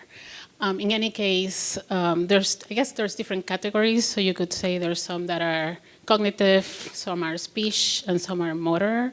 In her specific case, the first ones were around finding the right words, which was very challenging for her because she's actually a speech pathologist. So she used to treat patients who had strokes and several conditions that, she helped them through it, and now she was experiencing the same thing. So it started with that, then the disorientation, kind of not knowing if she did something or not, or worse, actually she thought she did something, and then we thought that there was something wrong, but more like, is she lying? And then, over time, we realized that she actually believed she did something, but she didn't. And then from there, it evolved into managing complex decisions, financials, trying to solve for problems. She realized pretty quickly that she couldn't manage that, so she asked for help. So that was good because she realized that she needed help. Then the motor function started with walking slower, then walking much slower, needing a cane, then a walker, and now she really can't walk much. She can maybe do a few steps as long as she has support because she doesn't really have strength on her legs, or she has it, but then they go away. Some of the other stuff has already been mentioned by everyone in some shape or form, but the question was evolution, so I'm just kind of alluding to that. Her ability to hold things because of lack of control more strongly on one side versus the other, and it's on her dominant side, so she's learned to manage with her left hand a little bit more, but it's still not the same. And I guess overall is that her, obviously, independence has been impacted, but what you would call the biggest evolution of symptoms, like the little things at the beginning of making financial decisions that seemed so challenging before, right now it's a non-issue because it's down to the stage of, can she eat on her own? She always needs someone to be there just in case. Can she walk on her own? She really can't. Can she go to the bathroom on her own? She really can't. So we right now need support all the time that she's awake because my mom cannot do it on her own, and we need to we are tag teaming this. So so we need support all the time to help her, which doesn't help her because she realizes that she needs the help, and then it makes her sad. But we're kind of working through it, and she's always been very happy and engaged. So it's a good thing in that behalf, but it's just been evolving over time. I think you really clearly stated, and we know this, and Dr. Orthman-Murphy, said this in the clinical overview, this is a progressive disease. And so once symptoms start, and they can look different from person to person, more symptoms will rapidly appear. And I think you shared that well in your sister's journey. It started with this one thing, and then really quickly we saw this next symptom, and then really quickly we saw this next symptom. Who, as patients and caregivers, feel like this is we all know this, but by a raise of hands, who feels overwhelmed with the rate of progression in this disease? Yeah, feels really hard to even begin to get in front of it. Like it's impossible to get in front of this disease and the progression of it. Who else would like to share? Hi, my name is Brittany. I'm also speaking on behalf of my sister, Lauren. I believe in the very beginning, the first symptoms are so easily mistaken as depression or absent-mindedness or apathy.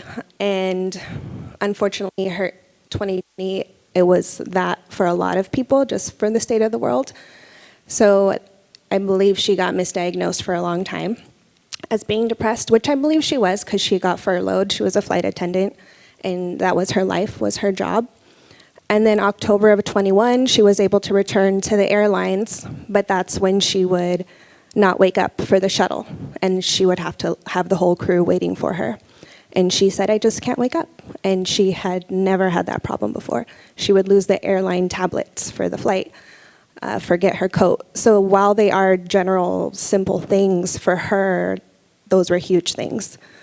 So I think it's vital that if you know that your person is not acting like themselves, even if it's like, oh, they're not waking up, or oh, they're sleeping a lot, like finding a way to advocate for them and getting multiple opinions if possible. I know the system is difficult because being able to get that first diagnosis hopefully can lead to whatever treatment is available, because by the time Lauren was diagnosed in 2023, she lived about a year and a half after her diagnosis. And I believe she started showing symptoms late 2020, early 2021.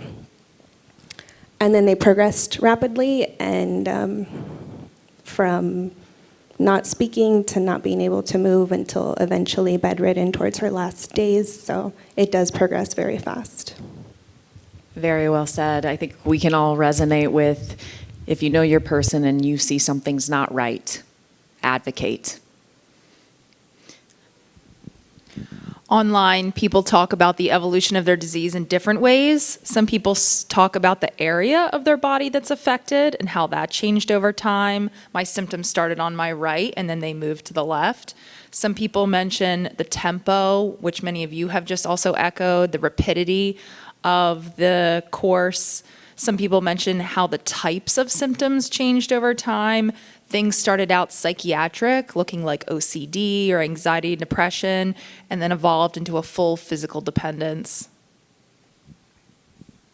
All right, we are ready to move on to question number 5. Would you define your condition today as being well managed?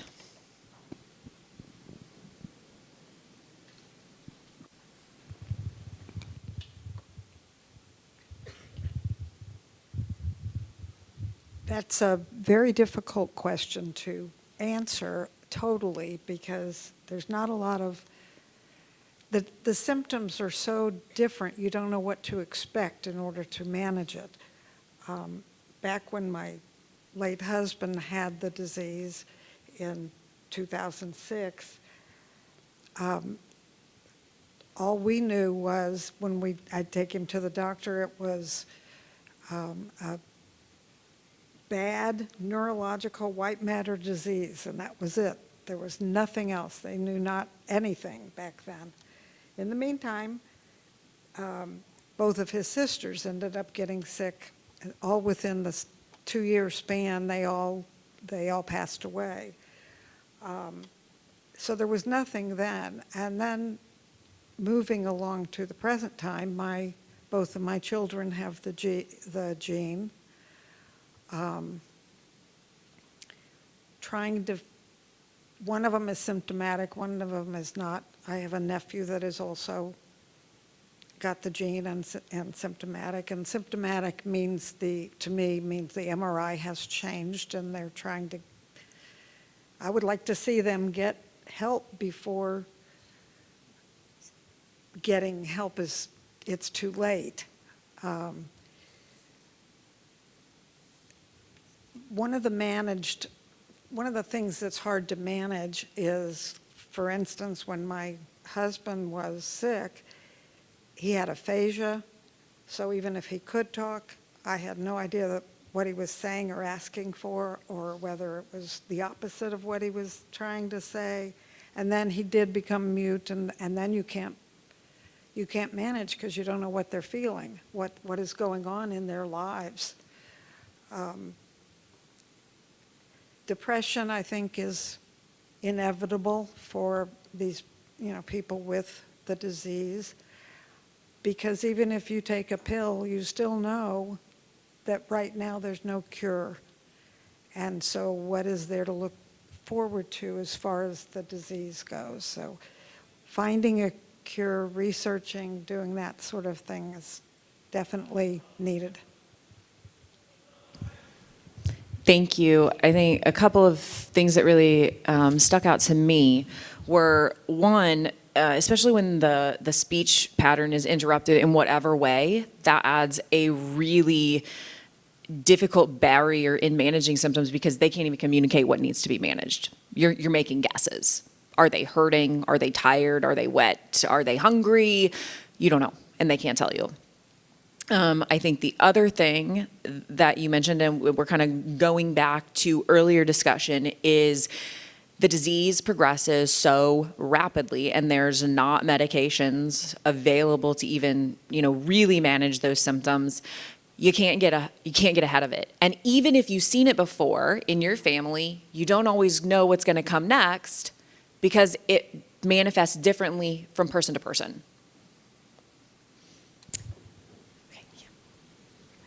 Okay, so I agree with the statement about what do you mean by manage, because it's a little bit challenging to kind of attack that. But after my sister got misdiagnosed, that we eventually got the proper diagnosis, what the doctor said was that there really wasn't anything we could do about it, but we could try to help slow down the progression of the disease. I don't know if that was true or not, but we held on to that. And we did a lot of kind of find what we can to try to get her cognitive and motor activities still going. So we did the cognitive treatments, we got games for the tablet, we got speech therapy, physical therapy, occupational therapy. She even got into art, which she never liked.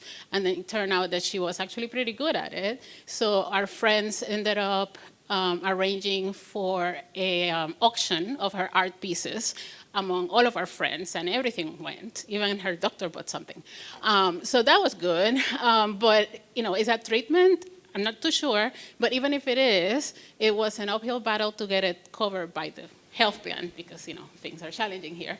So then we got like 6 therapies covered, and then they wouldn't come back. And we said, you know what, we are just paying private because if this is what needs to be done, we'll pay, but, it gets expensive. So it's been kind of a challenge to manage all of that, but right now we're obviously they're not as impactful as they were at the beginning because her disease has progressed, but at least we did it for the time that we could, and she seemed to enjoy it because then she had control over something. So giving her the ability to manage something was also a positive thing for her emotionally. That's really wonderful. I think we have heard that in other patients where even if the therapies maybe aren't truly helping slow down progression, it's giving them purpose, it's engaging them, and they're finding enjoyment in that. And in that case, we of course would encourage it. I want to echo what you said. I think about trying to manage the things. If you were to ask me 2 months ago if we felt like our attempts at managing this were being well done, I would have said yes. And that was because we were involved in an extension of the clinical trial with the infusion of the monoclonal antibody. I felt like I was doing the best that I could short of a bone marrow transplant, which we had decided was something that we would go through only if that was the only other option. But given another option, participation in the clinical trial, even if it was phase 2, was something that we thought was a good opportunity. And the comfort that we both got from participating in that clinical trial meant that we were, in a sense, doing whatever we could that was available to us. To have that trial close when we were mentally prepared to participate in an extension that would last 2 years, personally, I think was just shocking. It was something that was very disappointing for us to not continue that. Now, whether or not this was working, whether or not the analysis of the clinical trial meant that there was no benefit, what we felt we were doing was everything that we could, short of what we felt was something that was too extreme for us to do at this time. We do all these other things, occupational therapy, physical therapy. Now I feel like those things fall short of managing the disease. And in a sense, it's because of that feeling of having hope that there's something there that we're working on that's bigger than just trying to meet each symptom with some remedy. Really, really, really well said. I mean, hope is a powerful motivator. Guys, we are we've got about 5 minutes before our break, so we do need to move on to question 6, but I do want to remind you that we are going to have that form on the website for 30 days after this, so please jot down notes of any other comments that you do want to add. That form will be there available to fill those other comments in. Okay, so question 6, what worries you most about your condition? And for carriers, what worries you most about your future?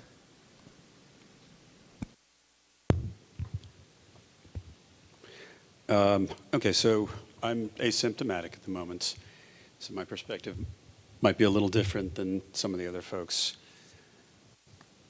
What worries me the most, and actually Dr. Berthman Murphy said this early on, I wrote it down because it was succinct and just exactly what I was trying to say, but better spoken, the variable clinical presentation.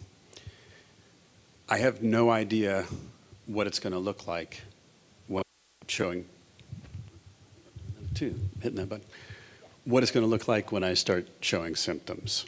So I'm kind of a different case. I'm involved in a lot of current, that wasn't me that time. So I'm constantly getting MRIs, blood work, all this stuff done. So I get a good opportunity to hopefully head off any physical indication of something onsetting. But we don't know for sure that that's gonna be what happens first. So could show up in some other way, and I have no idea what way that's going to be, if it's going to be speech, if it's going to be memory, if it's going to be physical things.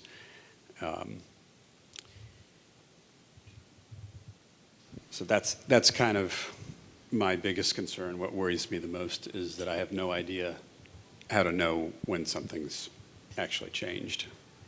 Yeah, that was really well said. Show of hands, if we all kind of resonate with that, and even if you are symptomatic, the fear of what's coming next. What's coming next? Yeah, a lot of hands out there. Okay. Anyone else have a comment on what worries you most about your condition? Thank you. I'm going to speak on behalf of my patient friend Rob, who lives in Montreal with his partner Georgia, who is attending with us online. I feel confident in speaking on their behalf that Georgia is Rob's full-time caregiver. He has become, especially since I met him last year, has drastically had his symptoms just completely start failing him. And I know right now Georgia's biggest fear with being a caregiver is she can't manage the symptoms, A, because he can't communicate, which I think all caregivers struggle with. But the things that she's trying for him with the doctors are failing. So I got some pictures of him. He's losing weight and muscle control at an alarming rate. In the time that I've met him, he can no longer sit up independently, which he could, even with a bit of help. He's losing his ability to walk, or lost his ability to walk, and there's no treatment that she can take care of. I feel from my conversations with her and as Rob's friend, the biggest fear right now is doing the therapies isn't working. So she's been working with a nutritionist. He's having trouble swallowing. He can't eat solid food. So they're doing everything they can to maintain his body weight and muscle strength, and it's failing. So when you see that happening in that person or yourself, you lose track of the other things that are going to happen. And I know nutrition and keeping Rob comfortable to be able to enjoy his current life, but keeping his condition managed, that he's not suffering in that time. And that's where I think we're all going to be stuck, is managing that. Yeah. Thank you, Chantel. We have a really great online comment. Yeah, people are mentioning fear of loss of independence. One person online mentioned her worry is time, and she's not sure how the family will deal with her disability, whether or not the house will be equipped well enough to deal with her disability, and just this overall sense of uncertainty about what's coming next. All right, so with that, that is a wrap for our first topic, health and daily effects of living with ALSP.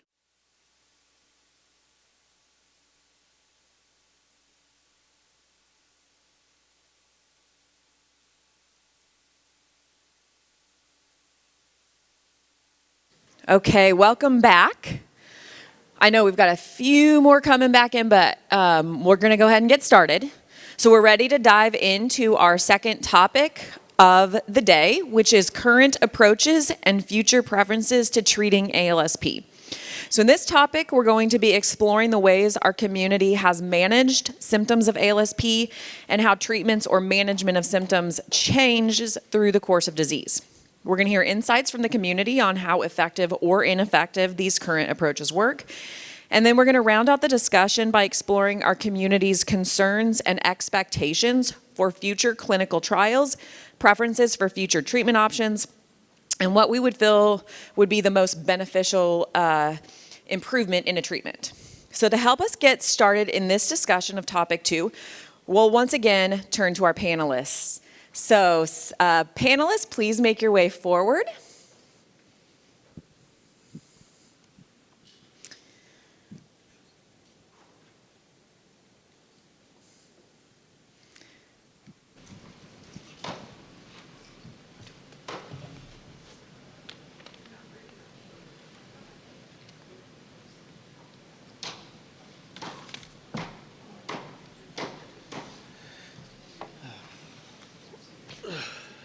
You and I haven't met. Hi, John Carmichael. So we're going to give a warm welcome to our panelists for topic 2, John, Mike, Layla, Val, Yanan, and Adam. Okay, round of applause.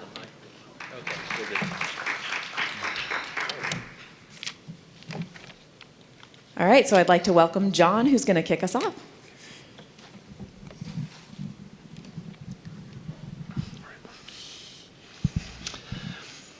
Hi, my name is John Carmichael. Thank you for the opportunity to speak today. My wife, Tina Chu, who you met earlier, was diagnosed with ALSP. We were both physicians. Tina served as pulmonary critical care physician specialist at Kaiser Permanente in Los Angeles for about 15 years, where she directed the adult cystic fibrosis program. Her practice centered on outpatient care, inpatient ICU service, and teaching. I'm an endocrinologist at the Keck Medical Center at USC, where I direct the Pituitary Center.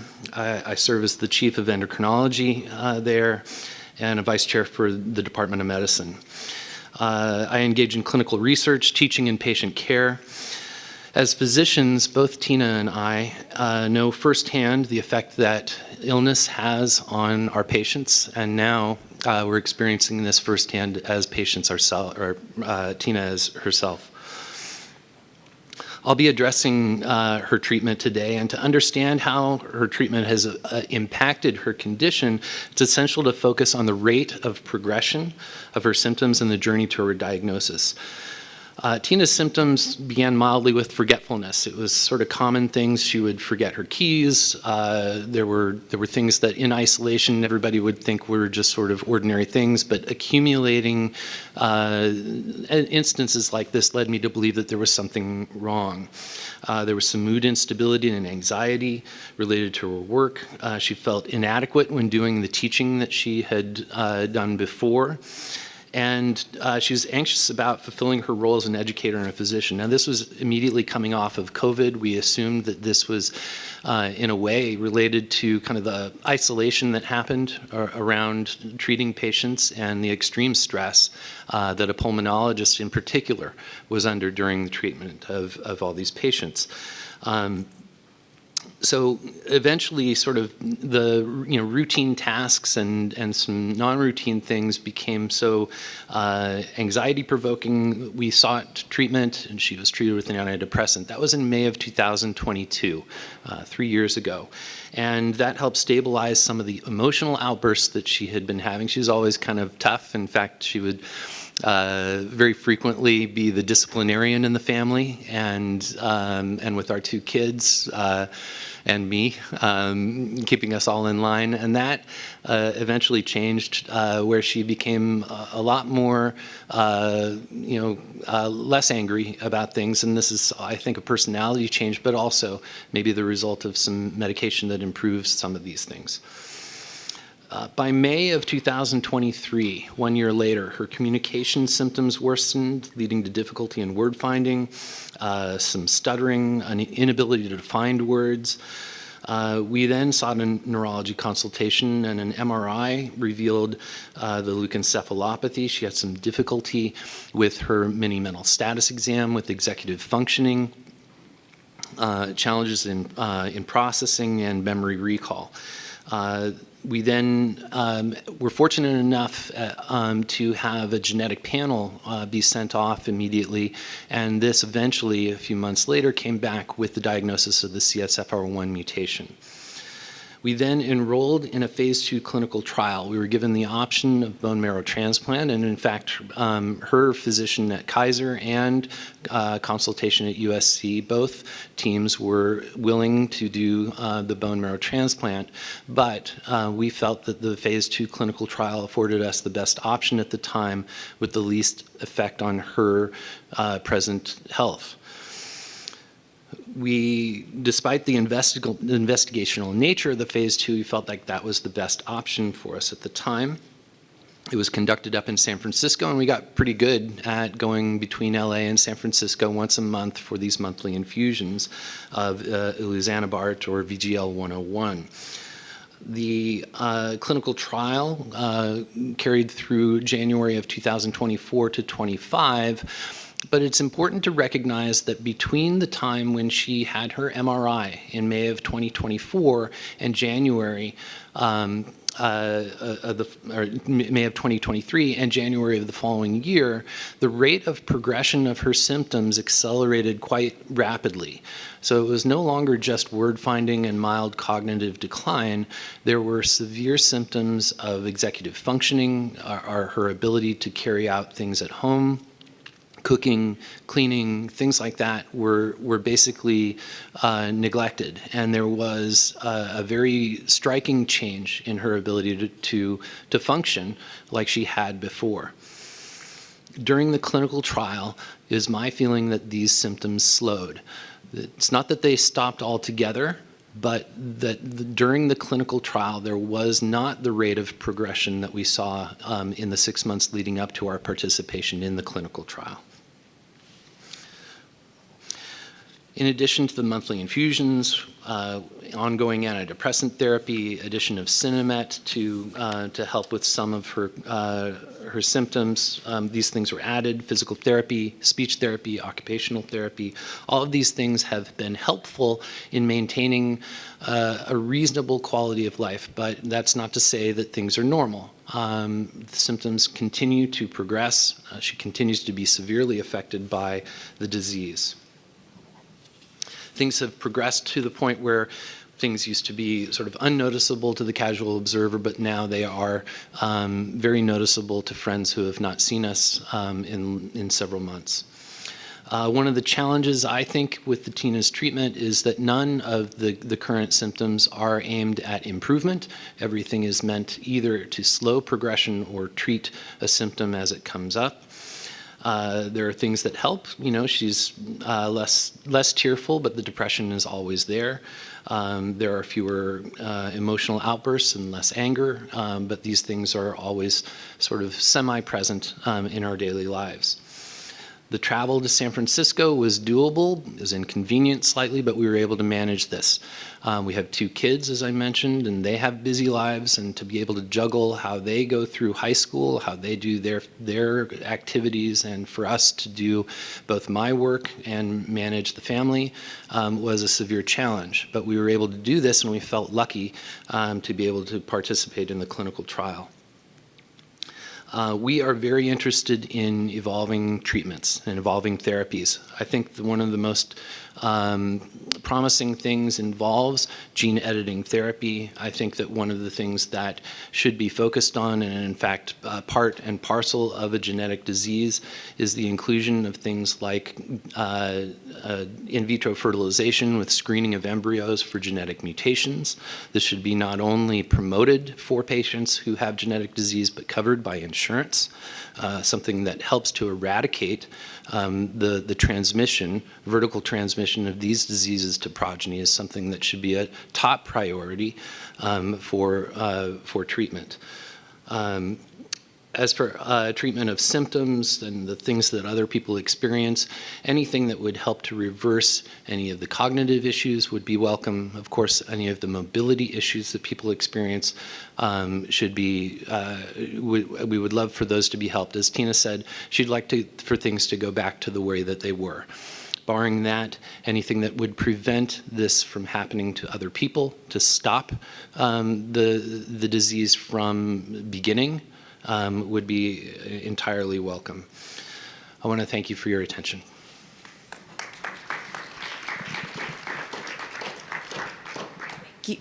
Thank you, John. Next, we're going to hear from Mike. I'm hanging in there.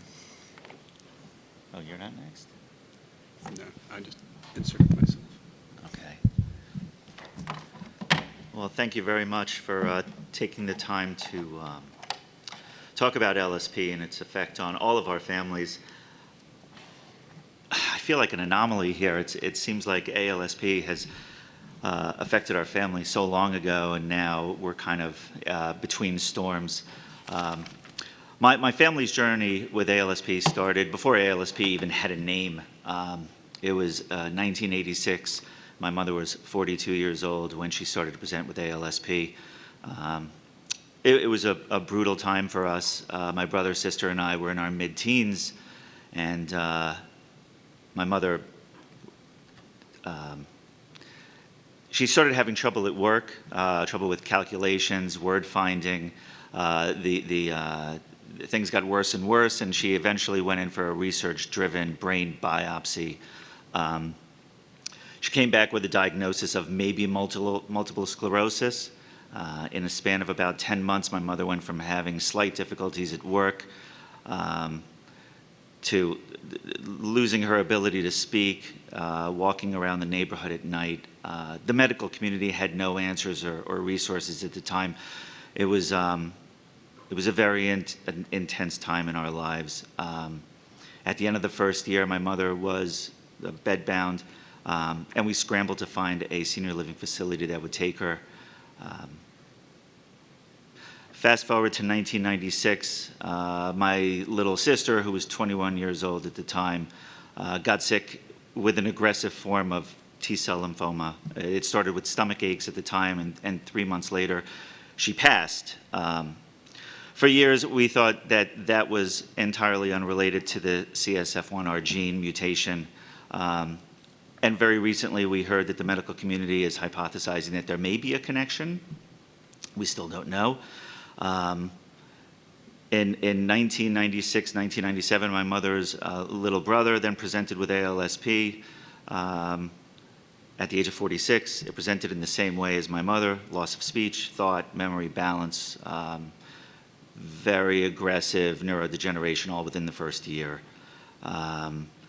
It was then that we realized this early onset dementia had a genetic component to it.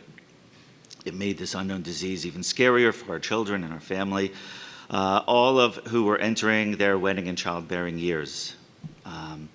So from 1986 to 2012, my family felt alone with a hereditary dominant disease that we knew absolutely nothing about, except that it was picking off that generation one by one. Then in 2012, two things happened. First, my mother's other little brother began to present at 54. And also, in response to the advancements being made in the field of genetic mapping at the time, my family and I all met at NYU Langone in Manhattan to give blood. This is now the second generation that we know of. We didn't know it at the time, but that day would serve as a turning point. I don't remember how I found out that a gene mutation was identified, but in 2015 we found out that the CSF1R gene mutation was identified. It took me another 3 years in 2018 to muster up the courage to actually get tested.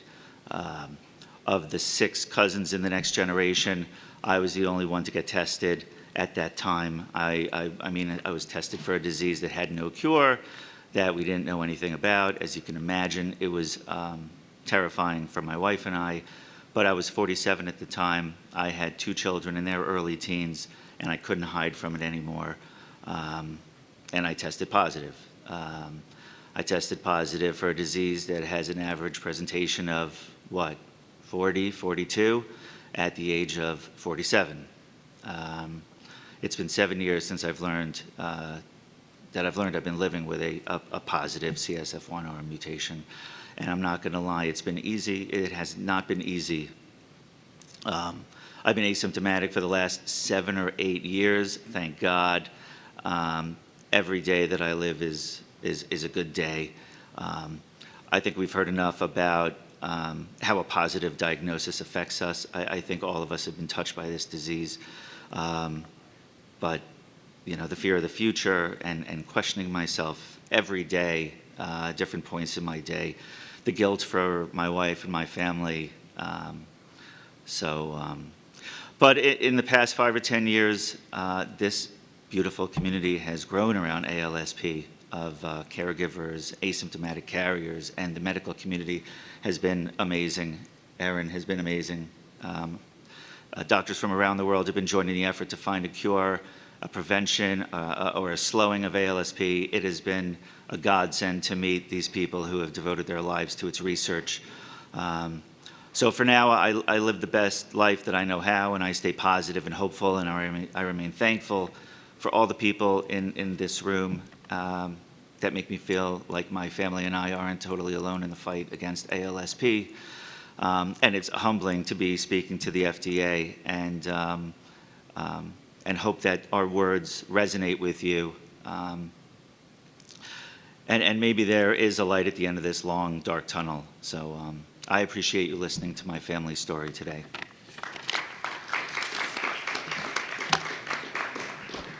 You're up. Thank you so much, Mike. Next, I would like to introduce Layla. She unfortunately was not able to join us in person today, but she very graciously recorded her presentation, and we're going to cue that up now. Good afternoon. My name is Layla, and I am currently an asymptomatic carrier of a mutation in my CSF1R gene. My mother is currently ill with ALSP. My maternal uncle and my maternal grandmother, as well as potential more distant relatives, all died from ALSP. My mother is currently 69 years old. My maternal uncle died in his early 50s in 2011. My maternal grandmother died in her mid-60s in the mid-1990s. As I am asymptomatic, my focus today will be on the symptoms that my mother has experienced. It's important for you to understand who my mother was prior to her illness so that you may better understand the life-altering, devastating nature of this disease. My mother was a Harvard Medical School educated, board-certified dermatologist with her own practice outside of Boston. She was everything to my brother and me. And she was everything my brother and I could have asked for as a parent. When we called her on the phone, she knew if there was something wrong just by the way we said, "Hi, Mom." She cheered us on at our sports games, cooked us elaborate meals, and paid attention to all the myriad dramas typical of teenagers and 20-somethings. She was detail-oriented, expressive, unfailingly well-mannered, humble, and smart. She was the center of our world, the person we could always ask advice of and rely on as we grew up into adults. She loved us and loves us deeply. Today, my mother is unable to speak any words. She needs her food cut up for her and often struggles to use utensils. She has ongoing urinary incontinence and frequent bowel incontinence. She cannot drive, use appliances, or shower on her own. She struggles to walk from room to room and must do so very slowly. Someone must be with her 24/7. It is difficult to figure out what she might want or need because she cannot express herself with words or gestures. Though she still laughs occasionally, most of the time she is frowning or staring off into the distance. She seems to not understand many conversations that we have with her. When her symptoms began, my mother tried a number of different neurological medications, but none of them helped her improve. She is currently on a medication to manage her cholesterol and takes a multivitamin. My father also makes sure that she eats a healthy diet. It seems that healthy eating has improved her mood somewhat, as she has lost some weight that she gained when she tried other medications. Given how far along she is in her disease, by the time my mother tried to access treatment options, it was determined that she would not be a good candidate for a bone marrow transplant, which at the time was the only available option for those sick with ALSP. She and my father have decided not to have her participate in extensive medical appointments, preferring to have her meet occasionally with a neurologist and cardiologist. While it would be wonderful if there were treatment that could help my mother's condition improve, particularly in terms of her ability to speak, it's hard to imagine that a meaningful treatment at this point would be possible given all the damage ALSP has wrought on her brain. But should I ever develop symptoms of ALSP, I would hope that the treatment would fix the mutation. And I understand that gene therapy might be a way to make that happen. In the alternative, I would hope that treatment would significantly slow down symptom development so that I could live a long, healthy life without the need for 24/7 care. My uncle and my mother both began developing symptoms years before they reached this point, and my mother has been in her current state slowly getting worse for about 4 years. This has been a grueling, devastating journey for my mother and for my family. It is physically, emotionally, and financially painful. It feels unending.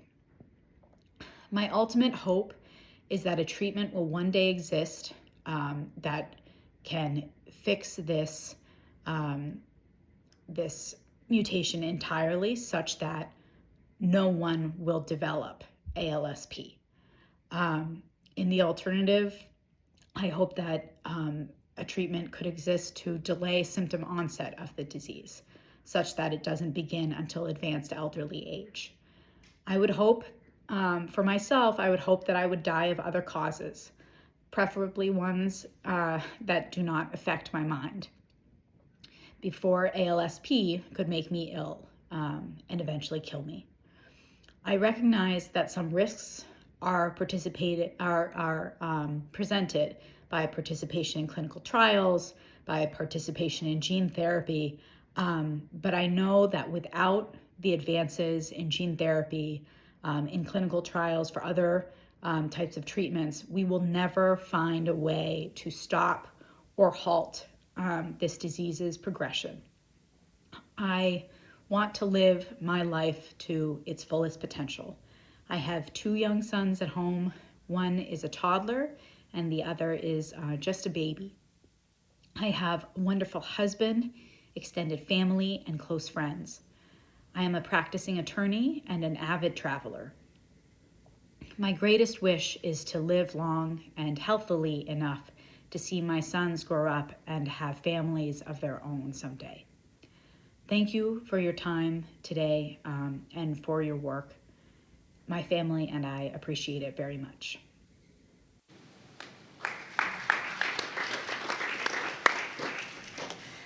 Thank you so much, Layla. Next, I would like to introduce Val. Hi, everyone. Similar to others, I'm honored to be here with all of you. I've never actually met in person. Another, actually, I think the only person I ever met was Layla. But I'm just super honored to be here with you, and I'm honored to speak to the FDA about ALSP. In May 2021, my 41-year-old brother was diagnosed with ALSP leukodystrophy. At the time of his diagnosis, I had never heard of leukodystrophy. He is an Ivy League graduate, accomplished lawyer, father, son, and friend. He is the only known symptomatic person in our family. My father passed, and my mother has tested negative, but ironically suffers from every symptom of ALSP. I've contacted all relatives I could find, dug into the deep, the deep dungeons of Ancestry.com. Anyone I've contacted has chosen to learn nothing about this disease, and to my knowledge, none of them have been tested.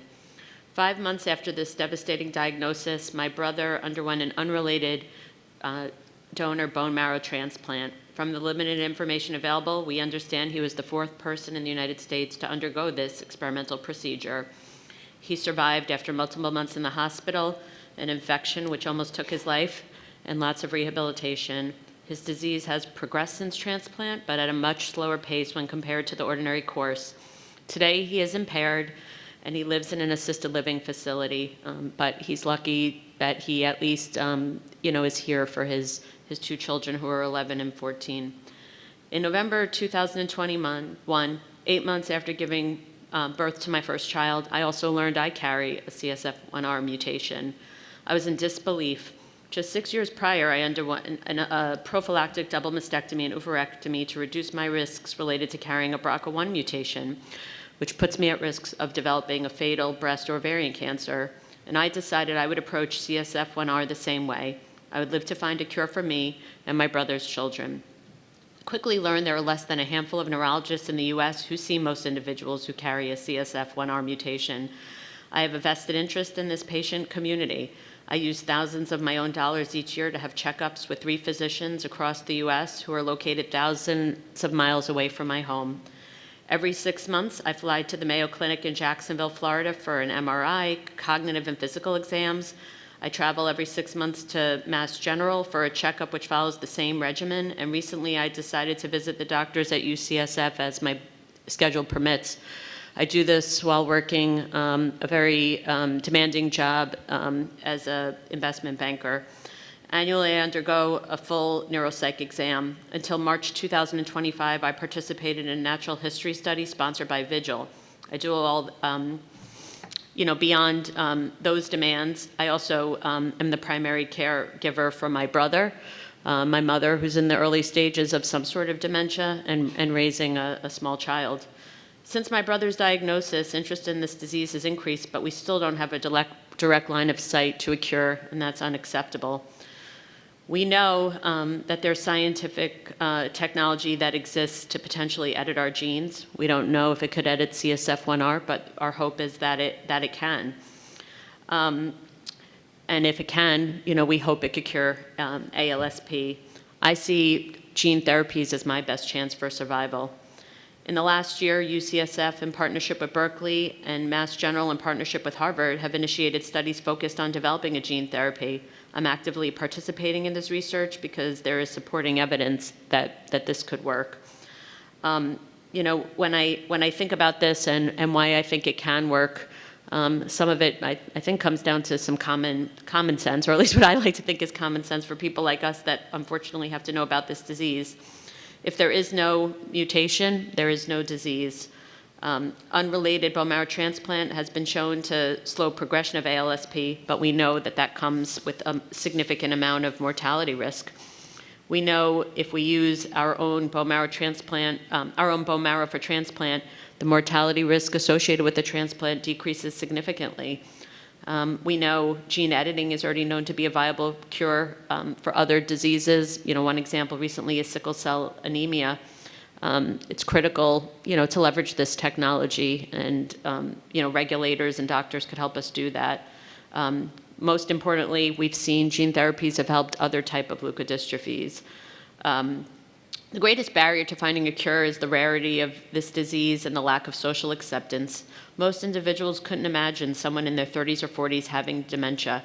Most individuals couldn't probably even identify the signs of dementia, the things that we're talking about to us that are, everyday knowledge. Most don't even know that those are symptoms. I certainly did not. Consequently, many patients are fired from their jobs, lose friends, children, and spouses years before they are diagnosed. ALSP leaves people alone and families destroyed. The social and financial impact is immeasurable. I'm a smart, successful, bold, outgoing woman, mother, wife, sister, and daughter, and I'm a fighter. I've been unable to share my CSF1R status in an open public forum for fear I might lose my job or friends. I worry what my status or my future illness could mean for my husband and daughter. These concerns sometimes make me feel that I'm unable to do all that is possible to save my own life. I want to see development and would participate in any trials that would be focused on fixing my genes.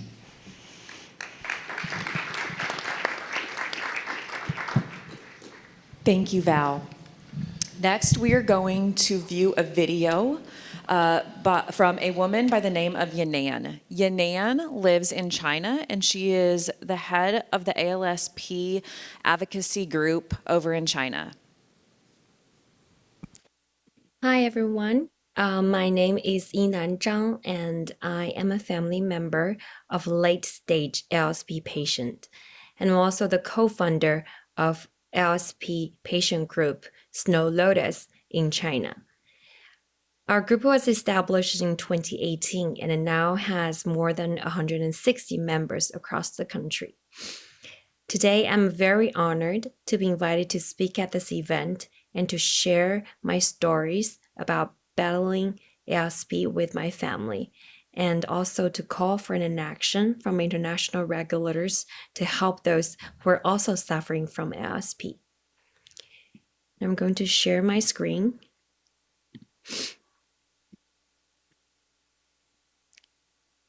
Okay. Firstly, I would like to introduce a little bit about my stepfather, Charlie Chen. He was diagnosed in 2016, and he was the sixth person diagnosed with ALSP in China. Although his symptoms began to appear as early as the end of 2013. At the time, genetic testing for ALSP was not available in China, which delayed his diagnosis for years. It has now been 9 years since his diagnosis, and his journey with the disease has been heartbreaking. Before ALSP took over his life, my stepfather was a dedicated spinal surgeon. Over the years, he experienced many of the common symptoms of ALSP, including personality changes, depression, muscle weakness, loss of speech, and epilepsy. Today, he has been in a vegetative state for nearly 6 years, relying on gastric tube and ureter for basic bodily functions in a hospital, requiring 24/7 care from professional nurses. The treatment my father received were primarily symptomatic and preventive, tailored to the different stages of his condition. Here are some prescriptions to the symptoms that he's currently using. My father is bedridden and unable to eat independently. Gastrointestinal nutrition support is used with the gastric tube. Due to his rather vulnerable situation, he would suffer from secondary infections, disease like pneumonia, urinary tract infection, viral infection, skin infections, and fungal infection almost once or twice every year. Antibiotics, antivirals, and antifungals have been selected based on the pathogen, along with other symptomatic supportive treatment. These interventions provided temporary medical relief rather than addressing the root cause of the disease. However, I do believe that by carefully managing each symptom, we have been able to extend my father's life expectancy and improve his quality of life to some extent. Currently, there are 3 major daily caring measures we perform for my father that we consider very effective. First is chest physiotherapy. Late-stage patients like my father often lose the ability to expectorate independently, requiring daily chest physiotherapy. Every day, nurses would perform chest percussion or back clapping to help him expectorate sputum.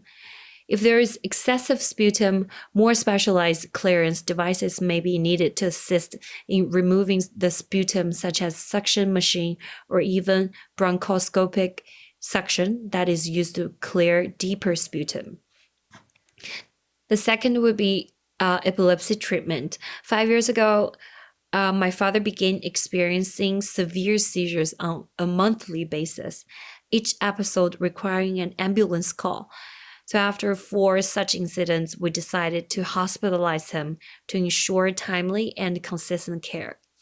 His doctors prescribed the lacosamide tablets, 1 tablet twice daily, which have proven very effective.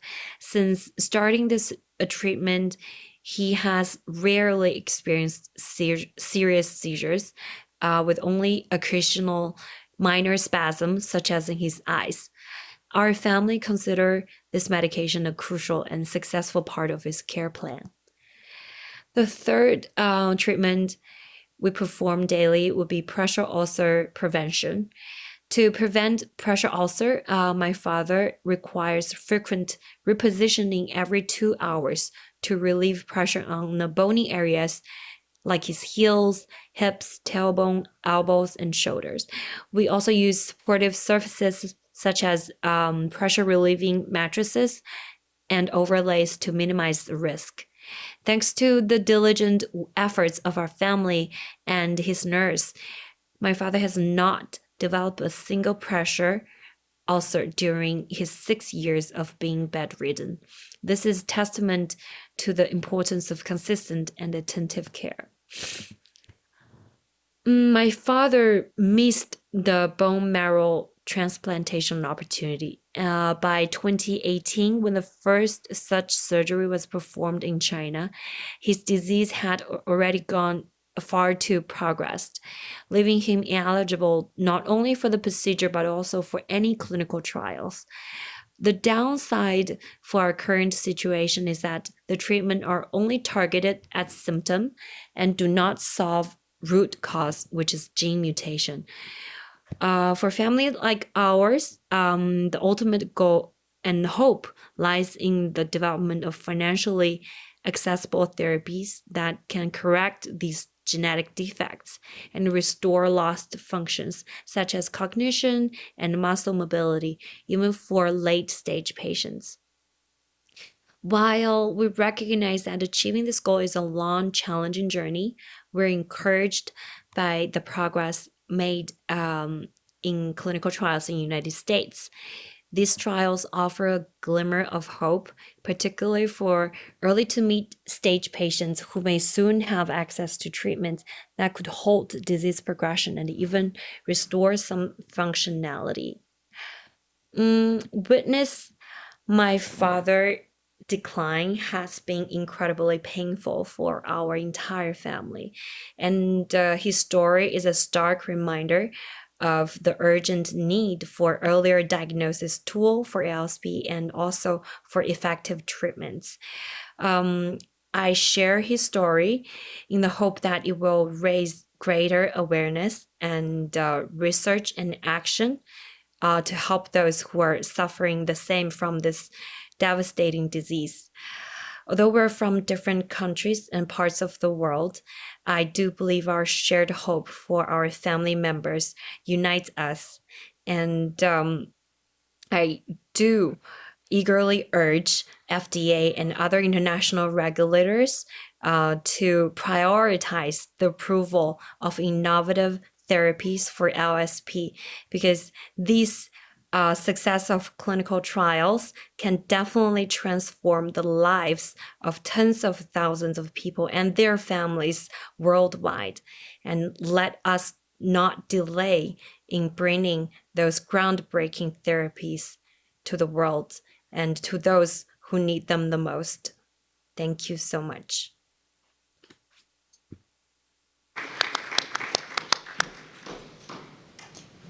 Thank you, Yanan. Next, I would like to introduce Adam.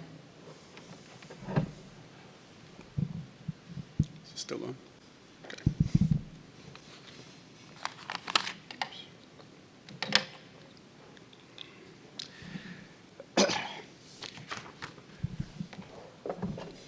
My name is Adam, and my family has been dealing with ALSP for 39 years. My paternal grandfather was misdiagnosed with Alzheimer's in 1986, and some years later, my paternal aunts were both misdiagnosed with MS.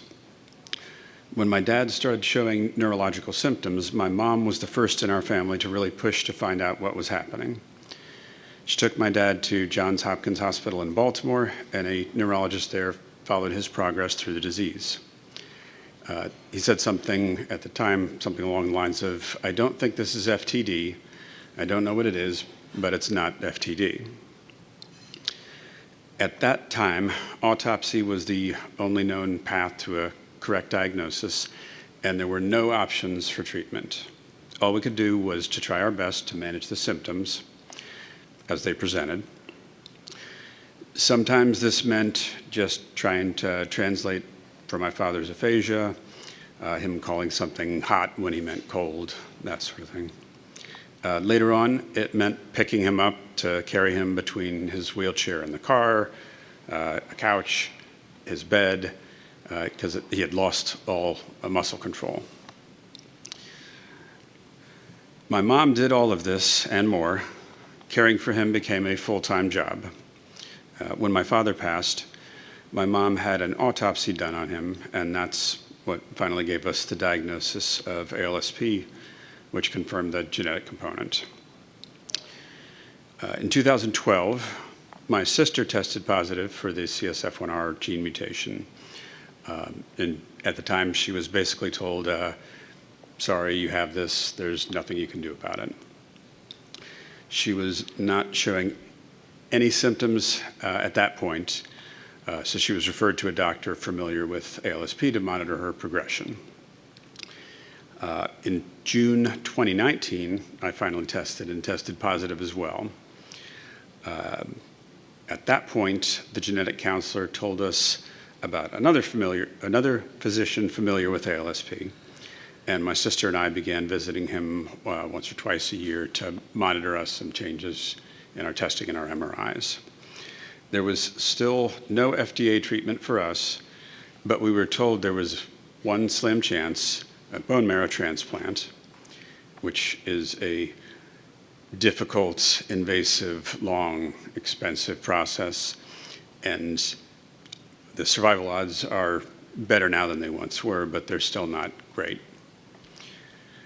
My sister, myself, and one of 4 cousins on my father's side all have the mutation.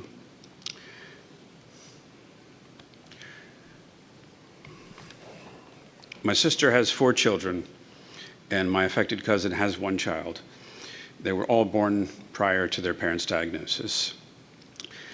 So the question of what does their future look like if we can't find a treatment is always on my mind. I'm personally a pretty active person, and I really enjoy living.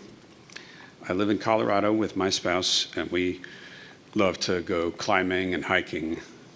It's fantastic out there. I love scuba diving.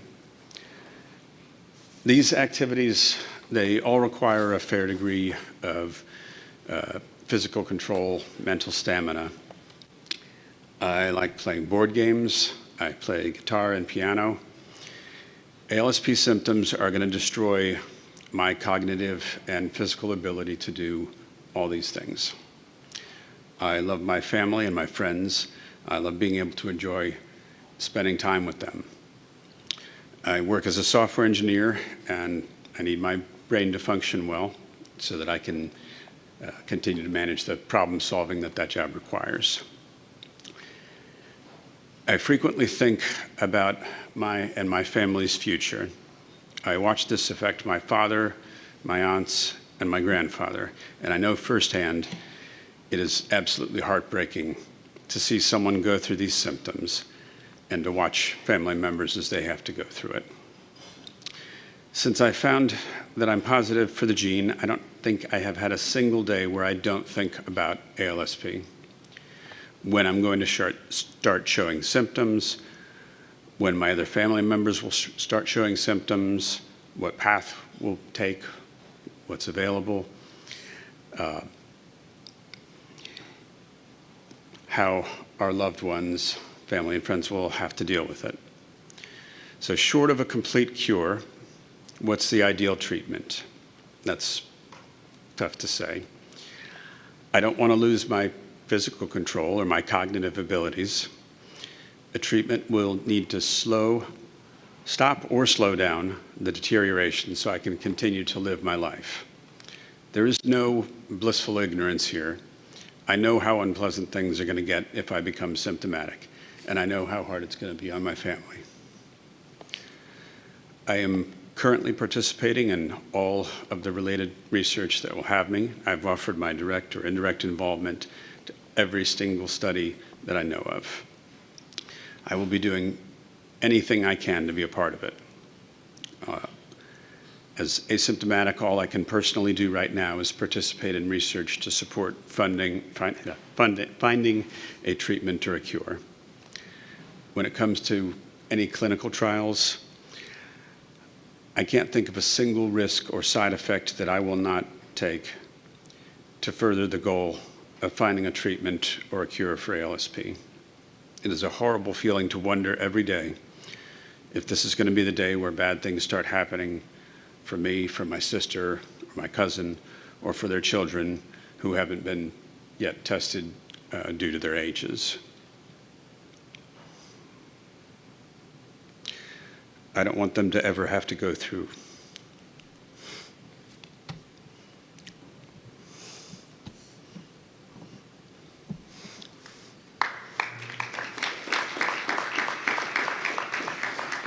Thank you, Adam, and thank you again to all of our panelists for courageously sharing your story.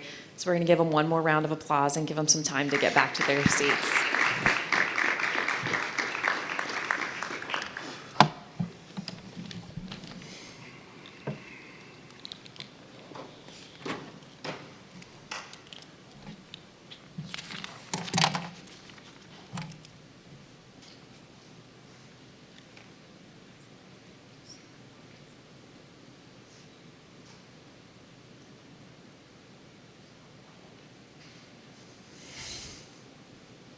Well, one thing I can say for our community is we know how to communicate well, and I don't think anyone can hear our stories and life with this without being moved and inspired to action. So we're now going to open up again to the discussion questions surrounding current approaches and future preferences to treating ALSP, and to our wider audience, both in person and virtual. As a reminder, the camera will be turned off during open discussion, so if you wish to remain anonymous, please refrain from sharing your name before commenting. There is also an option to leave an anonymous question for our virtual participants. So once again, we're going to turn to our polling. And I bet they're going to have to refresh the Slido again.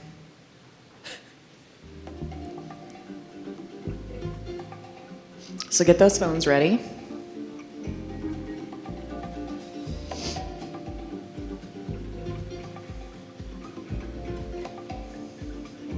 Great. So our first question is, what medications or medical treatments has the person diagnosed tried?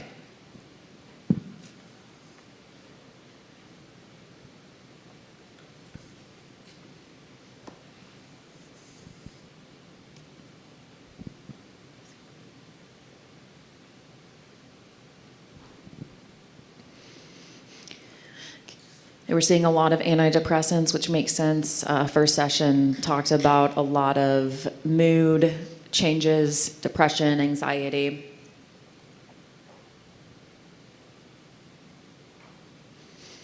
Next up, we see anti-seizure medications. Again, that tracks with what we heard earlier. Many patients living with seizures and trying to manage those. Mood stabilizers are coming in at 25%.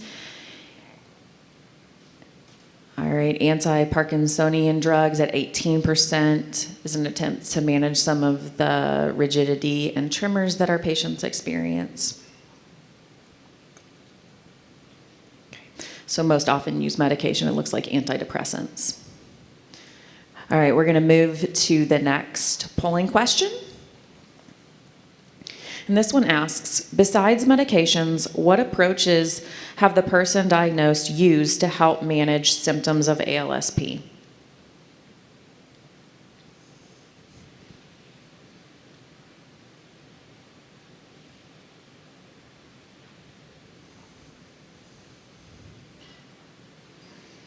Okay, a lot of modifications to homes. That's going to include things like ramps, shower bars. I saw mobility aids up there, and then it kind of dropped. We're at 41, so wheelchairs, walkers, canes. Therapy is ranking high here. It looks like we're getting more answers in. So therapy, occupational therapy, speech therapy, physical therapy.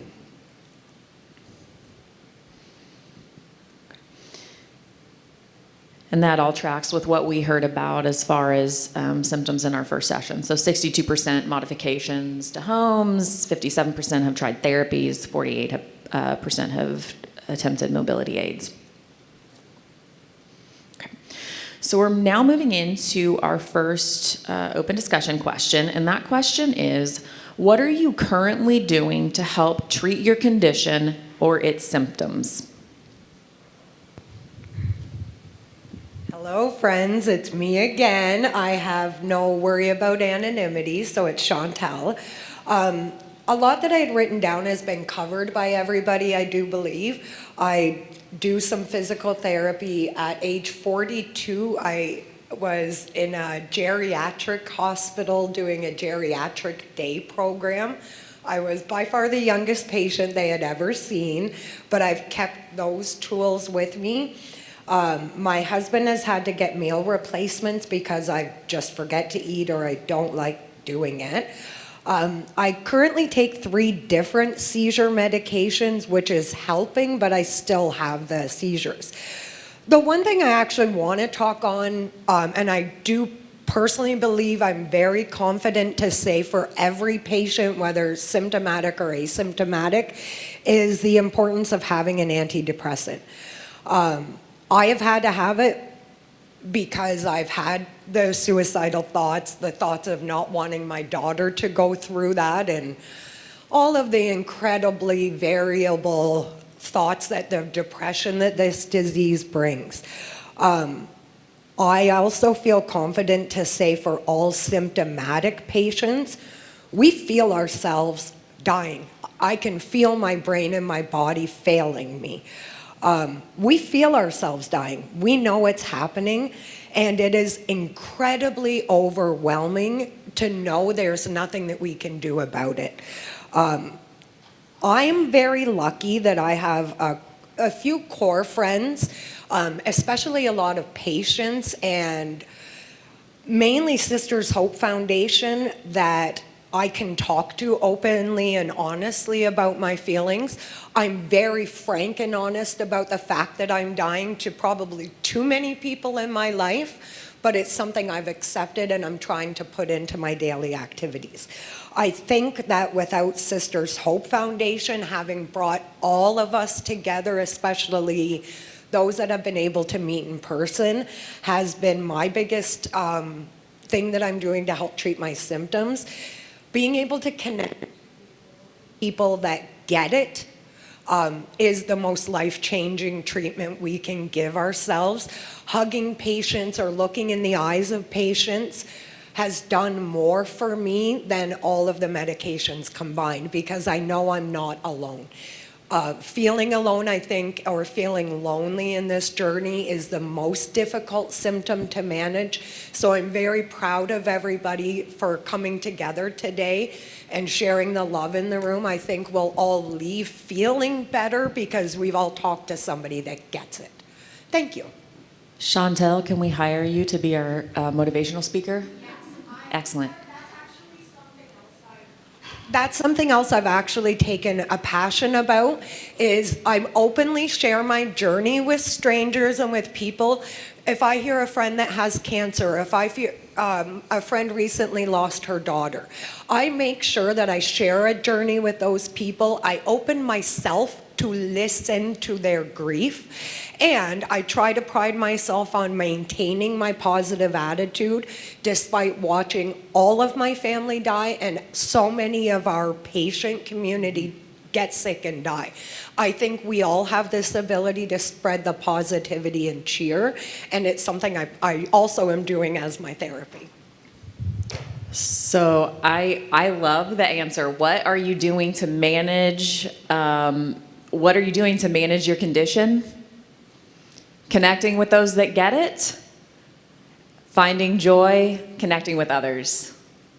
So I think I can speak for all of us in this room that we're so grateful for Sisters Hope Foundation and the support that this foundation provides to all of us. We've all experienced this journey alone, and we're beyond grateful to now have a community where we have others that can walk with us. All right, who else has something to contribute about managing symptoms that we'd like to add? There was a really good online comment here that I saw come in. And it was an option we did not have on our survey, but I think it's really good. It says, an adult day health program was very helpful for social support. Okay.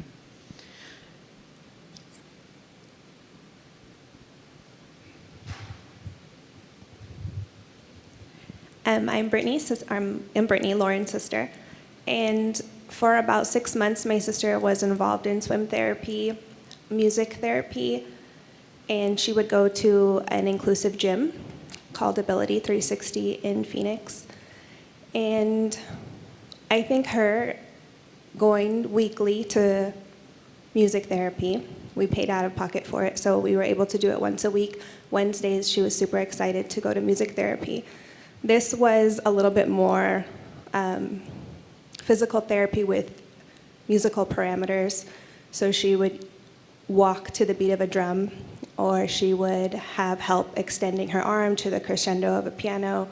So she was getting that movement, but also listening to music at the same time, and that was very helpful.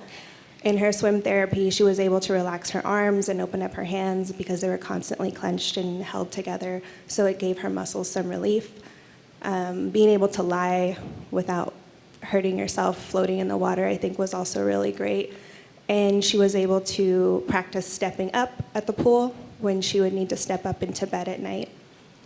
And she was able to do that for about 6 months until it started to progress further. But for those 6 months, she was very happy and she had something to look forward to. And I think the social aspect is also very huge. Just having the therapist say, "Hi, Lauren, it's so good to see you." Like, she would smile and she would get happy, and she was very social. So having those encounters weekly was something that she really looked forward to. Thank you for sharing that insight, Brittany. A couple things that stood out to me. One is that our community seems to really fight for and engage in maybe not standard treatments, which I think is amazing and shows our willingness to do what we can to advocate for ourselves and care for ourselves. And I think the other thing that you said that stuck out to me and kind of brought to mind what we were discussing in the topic of in the first topic is going to these therapy appointments and giving other opportunities to engage with others allows the patients to at least maintain or feel like they're maintaining a semblance of independence and social connectivity, which I think is phenomenal. Okay, we are ready to move on to question 2, which is, how has your treatment regimen changed over time and why? Hi, so the treatment changed based on what feasible for my sister to do or not to do, because the progression of the disease impacted, again, what she could do, but also how she could get to whatever the treatment was. So she wasn't driving anymore. So between, at the beginning, my mom and my other sister were driving her places, but then my mom wasn't driving anymore. So then it was subject to where my sister could take her, but then she couldn't continue doing it, so then it was subject to whether we had a friend who could pick her up and take her somewhere. And then one of the places that she was going to, which was for cognitive treatment, we could never find a parking spot right across from the door because it was on a very busy street. So, we would park in the corner and walk with her there, but over time that became challenging because then by the time she got to the therapy, she was already tired, which kind of defeats the purpose of going to therapy. So we had to adjust that. And we ended up removing it altogether and did different types of therapies for the cognitive piece. The same thing went with the speech therapy. We would drive to the place and they knew her very well, so they treated her very nicely, but then to get to the location, she had to take a few steps, which then became hard. Then we did it with a wheelchair, but then it was always the ordeal of, again, she was getting tired. So we shifted towards therapies that could be done at home. And now all of them are being done at home, some to better impact than others, but to the point that you were making earlier, the social component of it is a big factor. So, are they being as effective as they could be? Maybe not. But then she has someone who comes into the house that she can interact with, and it's that 1 hour of fun, even though she's tired at the end, but she's interacting with someone different. And then about, I would say almost 2 years ago, when we had to bring in some extra help into the home for, because of her condition, we decided to shift it so that it wasn't just help her do what she needs to do, like eat or bath or whatever, but also make sure that the person was interactive enough or fun enough so that they could interact with her. If they were watching TV, she could talk. It wasn't just, we couldn't get anyone. It had to be someone who was engaging, because that was part of keeping her entertained and interacting, because that was a very important factor. So right now we're going through a challenge because every 3 or 4 months, whoever we have has a problem, so we need to find someone. And I'm like texting on the side because the one that was supposed to come in today can go, so we're like trying to make sure that we get someone who's consistent so that she can develop a relationship with the person, because that's very critical. So this whole thing about changes, it has to do with what's comfortable for her, and we as a family trying to help her also need to make sure that we can support it, and and she can stay engaged. Your answer is really insightful, and I think, my guess is when the FDA was thinking about this, they're thinking about what medications are you using or what therapies are you using. But I think what's so profound about your answer is the amount of people and the amount of time that is put into caring for loved ones with ALSP. So initially, you're talking about who's available to transport her to her therapies. Take her, can they? Do they have time? Are they physically able? And then as the disease progresses, okay, we can make that change and we can bring it into the home, but we have to have a caregiver that we can trust, that interacts well with them, that's reliable. And I think that is so insightful. How does it change? Yeah, of course, the medications and the therapies, but it changes in the people that you have to get involved and how often they have to be involved in all those ways. And I think that is a really great answer. Does anyone else have something to add? Oh. I just wanted to mention that online, a lot of people are talking about how they are using rehab and therapies from beginning to end, but that the use of symptomatic medications they don't start out using it necessarily, but then as the symptoms become more persistent, there's a big peak in medication use, and then they seem to hit a ceiling at some point where those are just not effective anymore and there's a tapering off. One person did mention that they had, interestingly, had their microbiome tested and then implemented dietary changes based on the results and the guidance of a dietitian that did seem to help stabilize some of the cognitive symptoms. I think we have time for one more comment on this question, if there's something you want to add. All right. We are going back to Slido.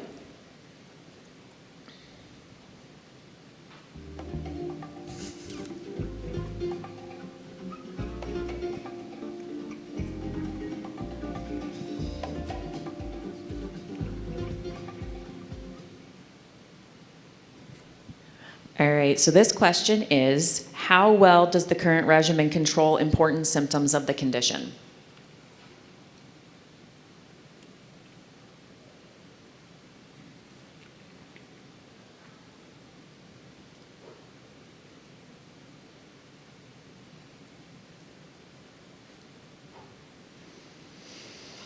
Okay, so our top ones are very little, followed not very closely by somewhat. And that margin's growing. Okay, and what we can say is that that is in line with what our survey from this earlier this year also showed. So effectiveness from a scale of 1 to 10 on certain medications were very, very low. Even our highest in effectiveness was for anti-seizure medications, and that only on a scale of 1 to 10 was only about a 7. So what we're seeing is generally medications do very little to help ease or manage symptoms. And we also asked in the survey about other approaches such as modifications of the home, mobility aids, diet modifications, and once again, the responses were quite low. That our community members are saying that all of these modifications actually do have very little impact on slowing the disease progression and managing the symptoms. Okay, so now we're going to move on to question 3. Which is, how well does your current treatment regimen treat the most significant symptoms of your disease? How well is it treating the most significant symptoms of your disease? I wrote that the treatment of music and pool, treating the symptoms, I think it very little helped the symptoms. But for her mood and for her social activity and her joy for life, I think that's where it really helped, and I think that's most important because there is no symptomatic treatment. But if they are positive and in a good mood, and if you see them smile, I think that speaks more than having something, not having anything. And I think that's most important, is being able to provide them just a moment of happiness and a moment where they can feel like they're doing something, even with the assistance of others. Because having a nurse or whomever your caregiver is be with you all the time, having someone else to show you that compassion and love and care, I think that also is very stabilizing and boosting to their overall well-being. Thank you. Once again, we're hearing walking this journey alone is hard, and you need good people on your care team. Even if we're not seeing the slowing of symptoms like we want, we at least are giving social interactions, and giving the patients compassion in all areas. All right. Anyone else have something to share about current treatment regimen and how well it's treating significant symptoms?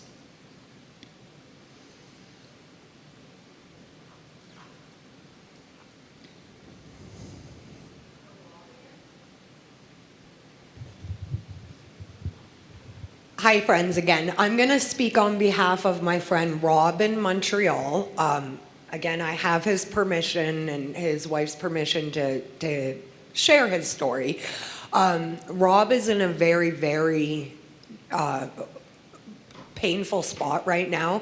He has lost all of his independent function. I know that Georgia, his partner, has completely committed her house and her home into becoming a treatment house. She it has been working to improve with his nutritionist to try to gain some weight back to see if that will increase his strength. That unfortunately is just not yet shown to be successful. She knows it's something that they have to follow up on, but you start losing that hope when you see the those little simple things that we thought not working. One thing that I forgot to mention for his story is to treat his current condition is they're having to look at making significant moderations to their house. They have a beautiful place in Montreal that has multiple levels with no elevator, no lift. He's currently confined to their main floor. So having to look at things like installing ramps, chair lifts to get upstairs are very difficult treatment regimens to look at when you're not sure if they'll be used. Her current focus is on trying to find a way to get him out onto their balcony to have that beautiful enjoyment of sunshine and the fresh air. And I think that has been, by focusing on that as a treatment regimen, not just as a good hope, that's helping them the most, the positivity. All right, thank you. With that, we are ready to move on back to some polling questions. All right. So what are the biggest drawbacks of your current approaches? And I would like you just to select 3.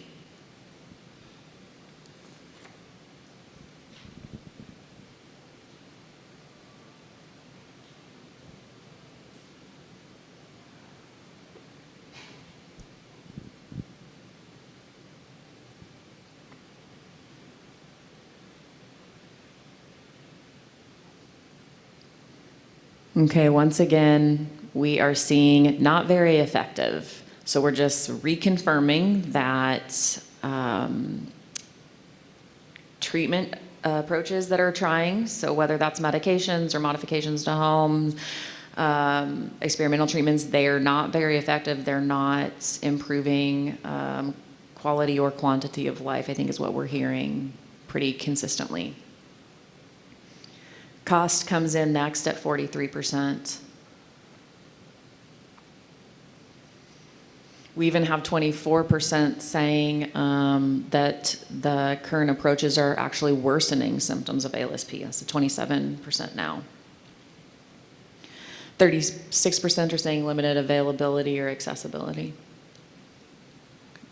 So the biggest drawback that we're seeing, 64% says it's not very effective, which is in line with what we're hearing today. Okay. So this brings us into question number 4. What are the most significant downsides to your current treatments, and how do they affect your daily life? So examples of this might include going to the hospital or clinic for treatment, time devoted to treatment, restrictions on driving, financial burden. Yes, so this is on. It is a little challenging to identify disadvantages to treatments because there really isn't a treatment available. And I feel like I'm going to be hitting a repeat button here. So during the initial stages of the disease with my wife, we attempted various therapies, speech therapy, OT, PT, similar to what other patients and caretakers have said here. And even at the time when she would be going through those therapies, you would see maybe a little glimmer of hope that, oh, wow, she's getting it. It's kind of reactive to those questions and she's recognizing things. But there was no really sustainability to the therapies afterwards. And even though it was time consuming to take her to these appointments, as a care partner, there was no question. I would do whatever I needed to do to explore any type of therapy or treatment that I thought, well, maybe this will help. And although the therapists aimed to assist, they appeared to really lack a full understanding of ALSP or the disease. So identifying beneficial therapies was was difficult, and no sustainability of improvement. Thank you. So I think a couple of things that you brought up that I want to touch on is you indicate, every time you try a therapy or a medication, there's maybe this glimmer of hope that maybe it's going to work. Maybe we see an improvement. Maybe it's slowing it down. How many of our patients and caregivers have felt that way as they're kind of walking this journey? Yeah, I see quite a lot of hands. But you quickly follow that up with, it actually showed no sustainability. And so not only do we have the continued progression that we're trying to get ahead of or at least manage, but we also have the continued emotional and mental toll of this decline that we're watching.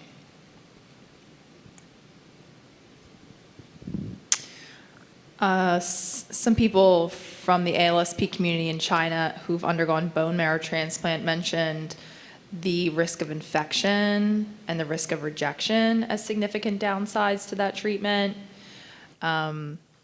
People also mention quite often the time constraints, the cost constraints, and the burden on caregivers to accompany them to all those appointments. Definitely valid points. And I think if we have some folks online or in the audience that would be willing to talk more about their loved one's experience with the bone marrow transplant process, and what are the downsides of that, and how well do we think that's working to manage the symptoms, I think that would be really helpful to understand more about that.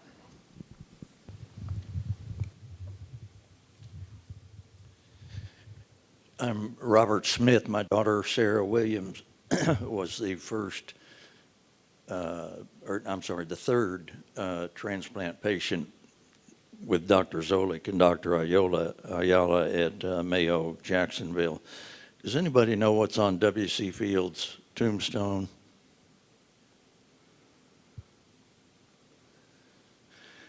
I think it's take it all around, or all things considered, I'd rather be in Philadelphia. Anyway, she, a couple of things that may be interesting. One, she's 48 now. When I asked her, when did you first notice something might be wrong or different, she said it was in 8. She had the transplant in 2021. It was in 2008 when she was studying for the bar exam in California. She was a practicing lawyer and a performing musician, has an album out. I'll play some for you if you want. So she was first misdiagnosed by a neurologist in St. Thomas, where they live. He saw uniform white matter and said, well, it might be a blow to the head or a series of small strokes. We took her to UT Southwestern in Dallas. But there was a neurologist there who had trained at Mayo Rochester, and he knew about Dr. Zolik's study, and he eventually diagnosed her with ALSP and said, nothing you can do, she's going to go down and eventually die. And I said, well, that doesn't sound very good. And then he said, but there's one guy at Mayo Clinic, and he told us about Dr. Zolik's study, and she did that. Interestingly, my wife, who passed away 3 years ago, unrelated reasons, also had the gene, but she was asymptomatic. And the speculation, as far as I know, it's still speculation, was that because she had been on methotrexate for 3 years,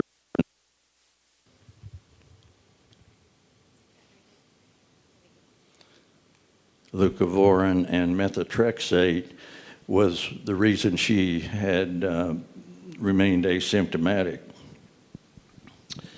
So my daughter, after my wife died, that freed up some resources and some time on my part, and I brought her to Dallas to a assisted living facility. That I found was a great experience primarily because of the socialization. Nearly everybody, not nearly everybody there was considerably older than she is. But she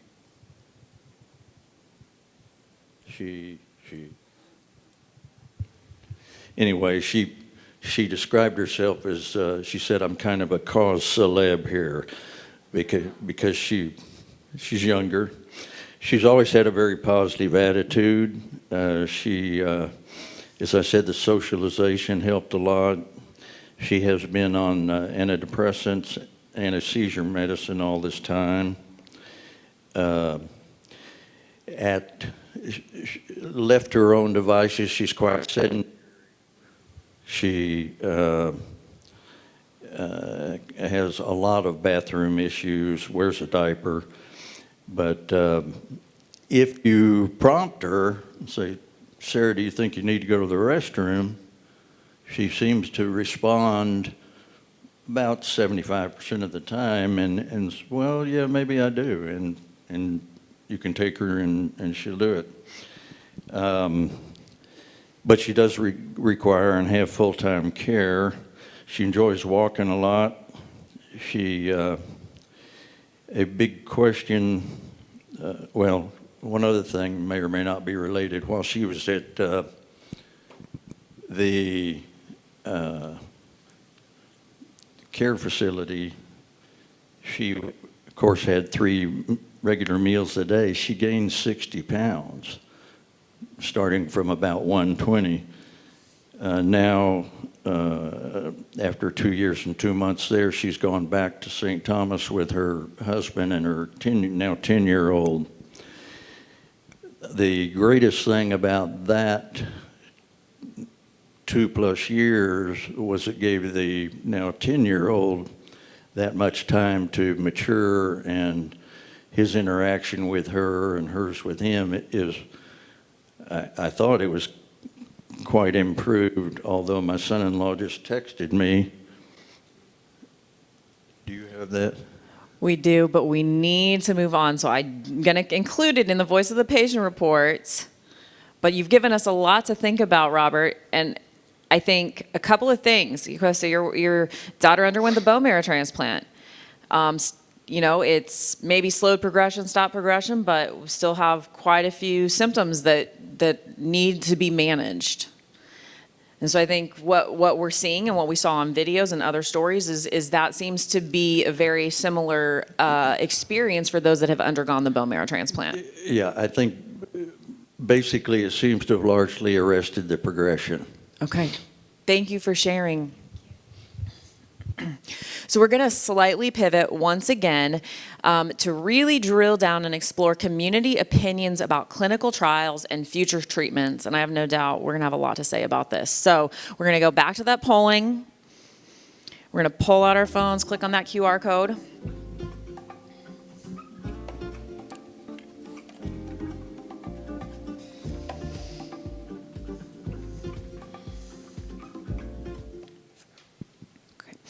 So the question is, please rate your willingness to participate in clinical trial to develop an ALSP treatment.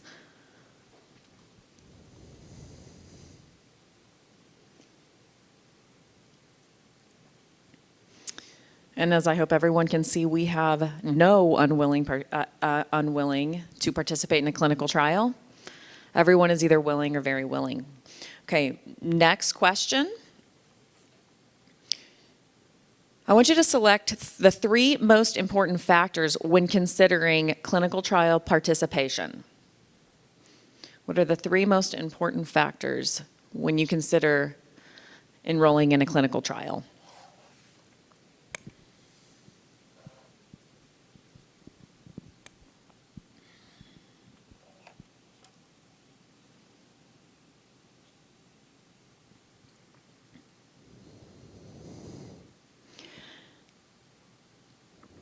Okay, these results are pretty in line with the results from the survey that we conducted earlier in the year.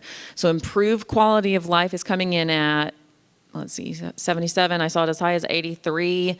That improved quality of life was the most important indicated on the previous survey, so that is in line.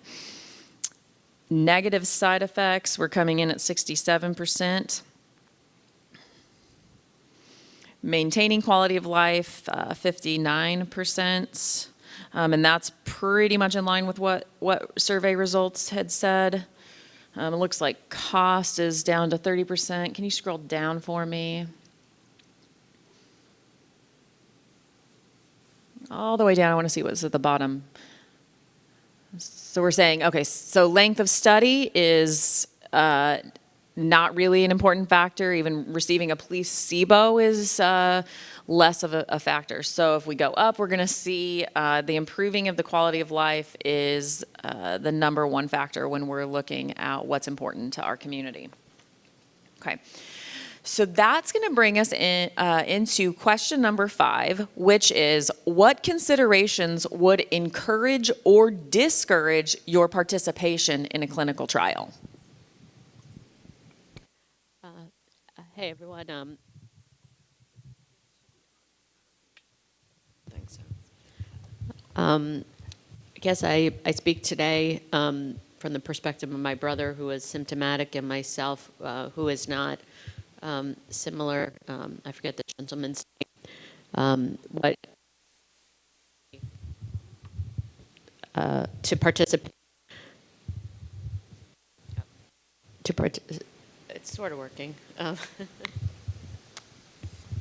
Testing 1, 2. It wasn't a clinical trial, but would encourage my family to participate in the bone marrow transplant was there was, well, of course, there were a few patients before my brother, only 3, who actually had ALSP, but there were others with other types of leukodystrophies who had undergone the same. And so for myself and my family, understanding the scientific, significance, evidence is extremely important.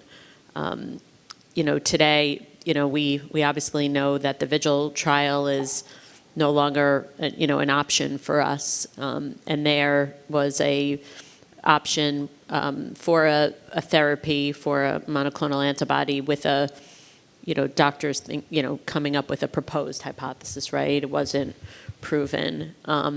Maybe it's just how my brain works today. Hopefully it's, still adequately working. But I, continue to come back to, if I know that there's a mutation that's causing my disease, if I know that if I didn't have this mutation, I would not have a risk of having ALSP, I very much would like, a clinical trial that focuses on that. For the asymptomatic, especially those of us that have inconsistent penetration in our families, I think the other hard decision, and I know this is kind of, beating around the bush on this question, is when does that start, right? I know some come like my brother and were already symptomatic, had no idea that what this disease was or what was wrong with them, and then maybe I'm lucky, maybe I'm unlucky in knowing I have this mutation and I could be proactive and do what I can. And you hear the words clinical endpoints and whether or not is there benefits to treating only those that are symptomatic, which is the approach that Vigil took. So I guess what I'm trying to get at is we have a complicated set of facts for ourselves, right? For me, it's very hard to compromise my health with something that could mean the onset of symptoms.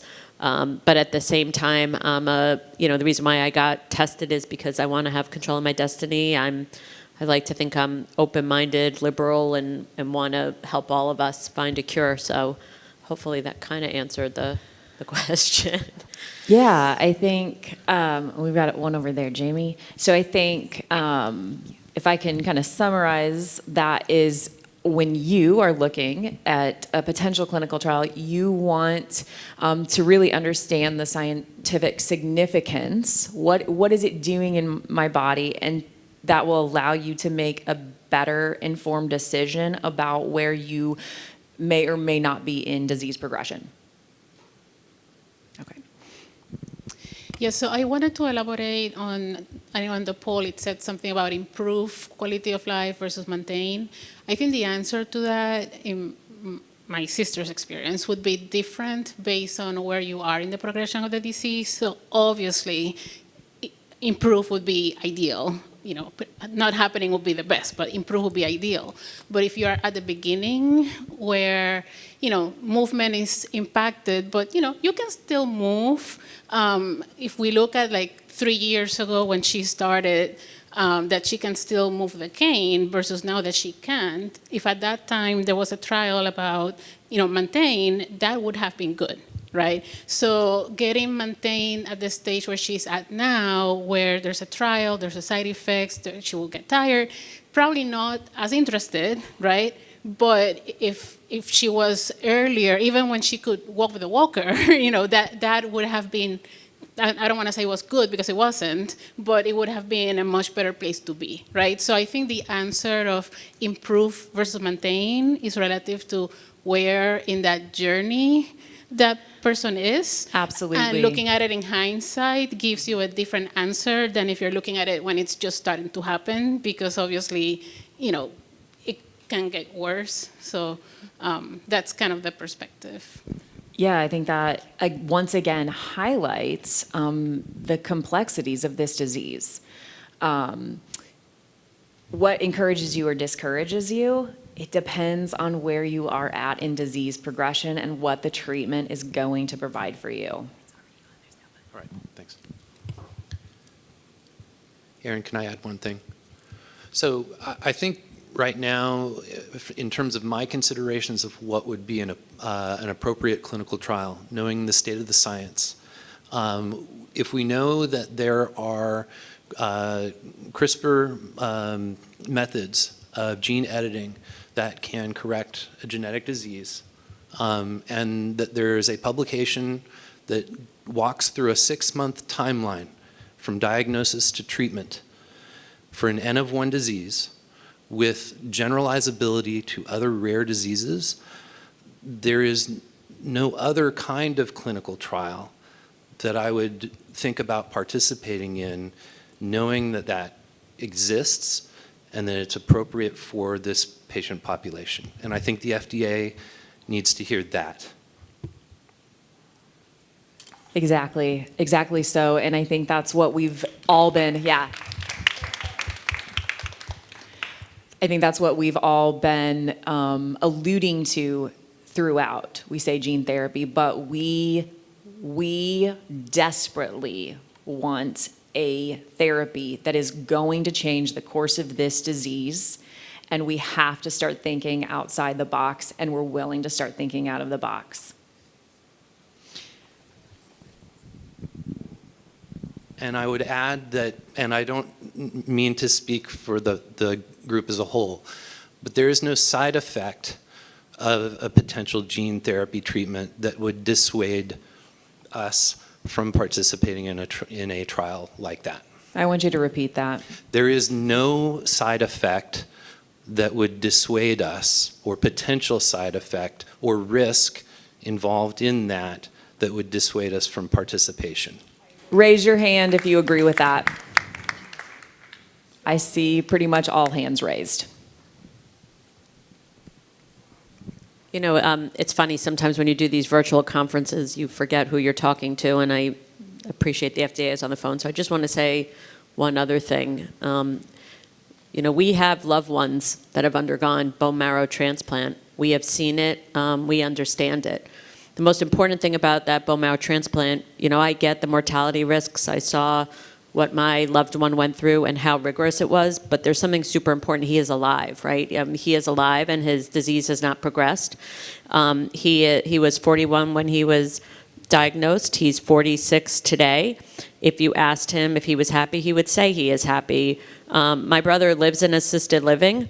He is actually relatively independent in that environment. I echo what the other gentleman said. He's actually like pretty popular. It's kind of nuts, but there's an important part to it, which is there is a course of these patients, and there's an observation of these patients that have had the bone marrow transplant. Right?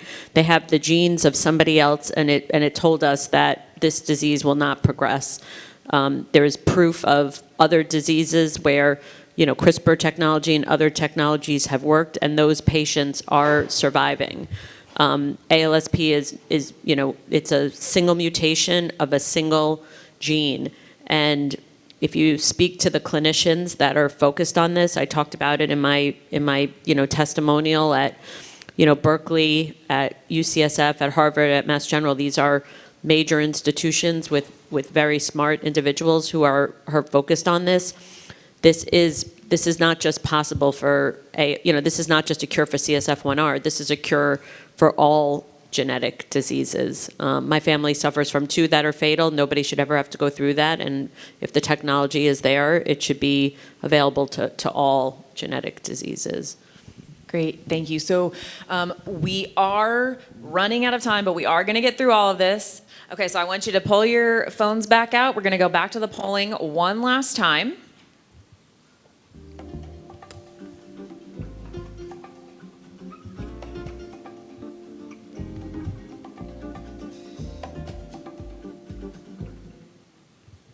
Okay. This question is, which ALSP symptom would you consider important for a possible treatment to address?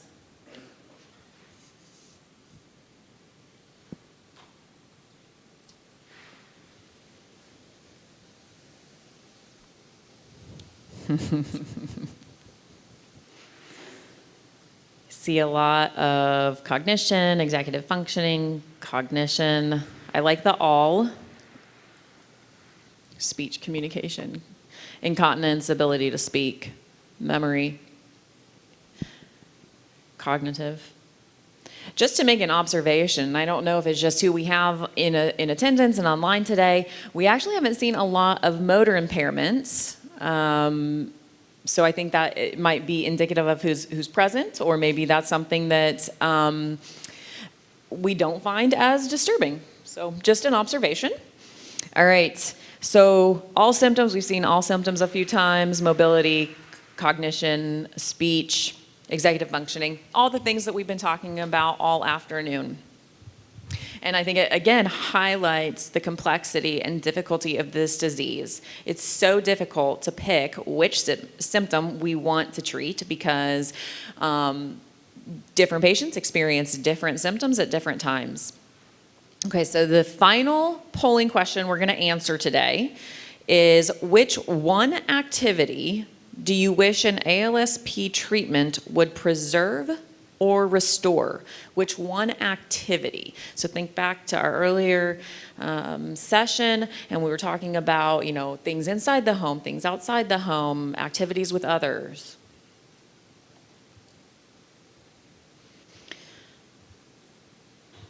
So we see walking, speech, more speech, conversations, communication, empathy, so emotional control, using my limbs, motor function.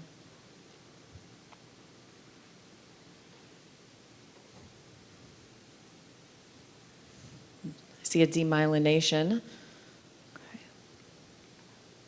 Social interactions, memory, eating. So once again, we kind of see, depending on which symptom is wreaking the most havoc, it shows up in different activities that we want to preserve or restore. Okay, so we are now ready for our last 2 questions of the day. We're going to go to question 6, topic 2. So short of a complete cure, what specific things would you look for in an ideal treatment for your condition? And I think we've already answered this pretty clearly. Is there anything we want to add? Yes. First, I want to thank you for organizing this consortium and the FDA, it's a privilege to address you. I lost my husband to ALSP, and it's now in the next generation. Although the family members are asymptomatic, they are now taking prednisone to keep themselves asymptomatic.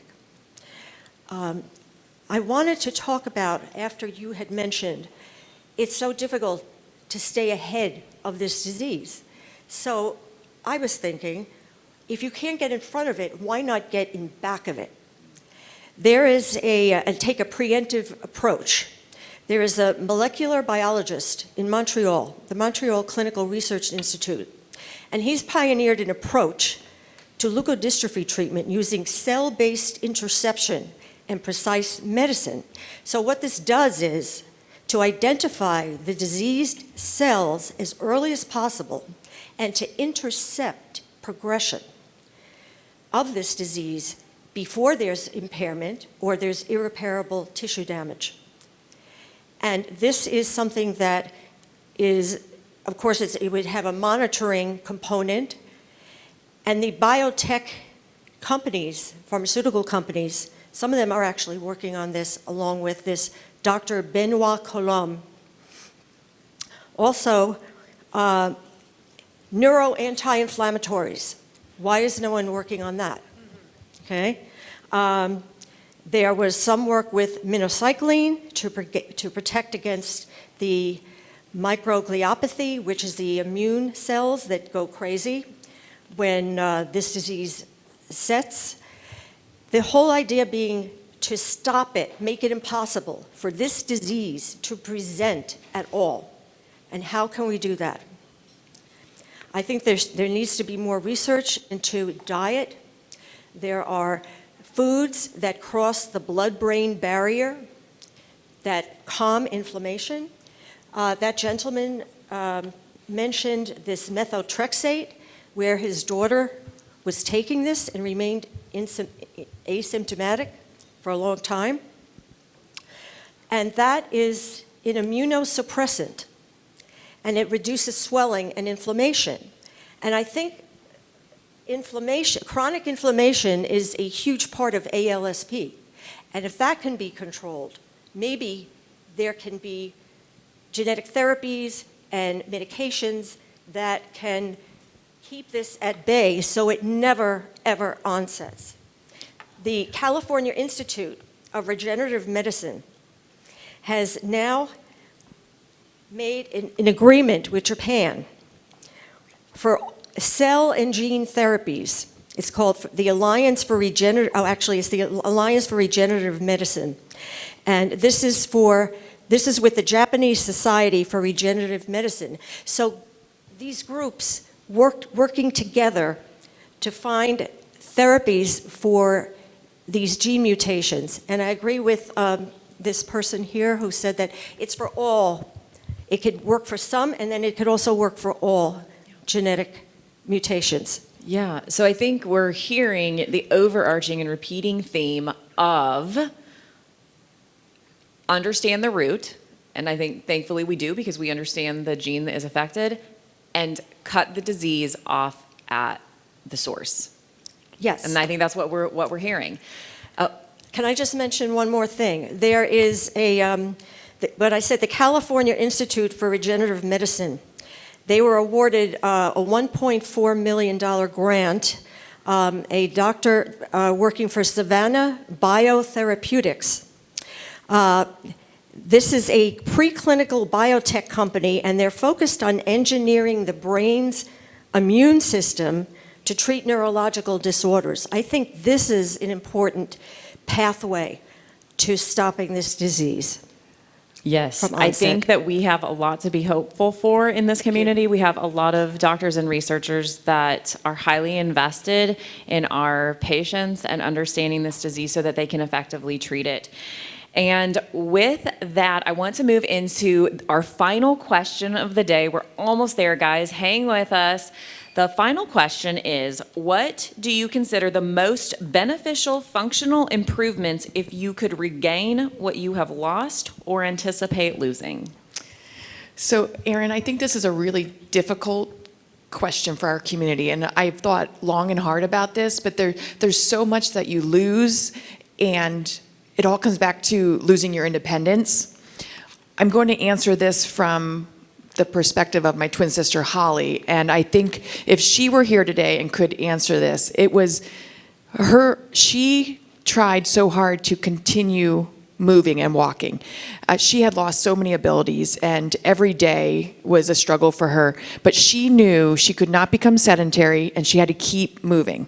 So if she could walk to the bathroom, step into a bathtub, wash her own hair, wash her own body, and still be a little bit independent, that's what she would want to be able to do. But it all comes back to the independence and the ability to move and keep moving. Great answer. I think it's something, again, that we're hearing, the desire to maintain independence. We have time for one more comment on this question. Does anyone have anything else they want to add? Have we said it all? All right. So I cannot thank all of our in-person and virtual attendants enough for spending this time today together. I know it was grueling. I know it was emotional. I know it was really hard, but I am so appreciative and just in awe of your courage to speak through these hard things. And I know that it's going to make a huge impact at the FDA and our clinicians. We are so grateful for the valuable insight and information that we've gathered today. So before we close, I do want to briefly cover next steps. All of the input from today will be summarized in what's called the Voice of the Patient report. This is a summary report that will be provided to the Food and Drug Administration, and it will also be made available publicly for researchers and developers as well. Importantly, today is not the only opportunity you have to share input. If in the coming days you think of something else that you do want to share, we will have a form on the Sisters Hope Foundation website that you can complete. And this form will remain open for 30 days after today's meeting, and any comments submitted will also be included in the Voice of the Patient report. And with that, we're going to end today's ALSP externally led patient-focused drug development meeting. Thank you again for your attendance and participation.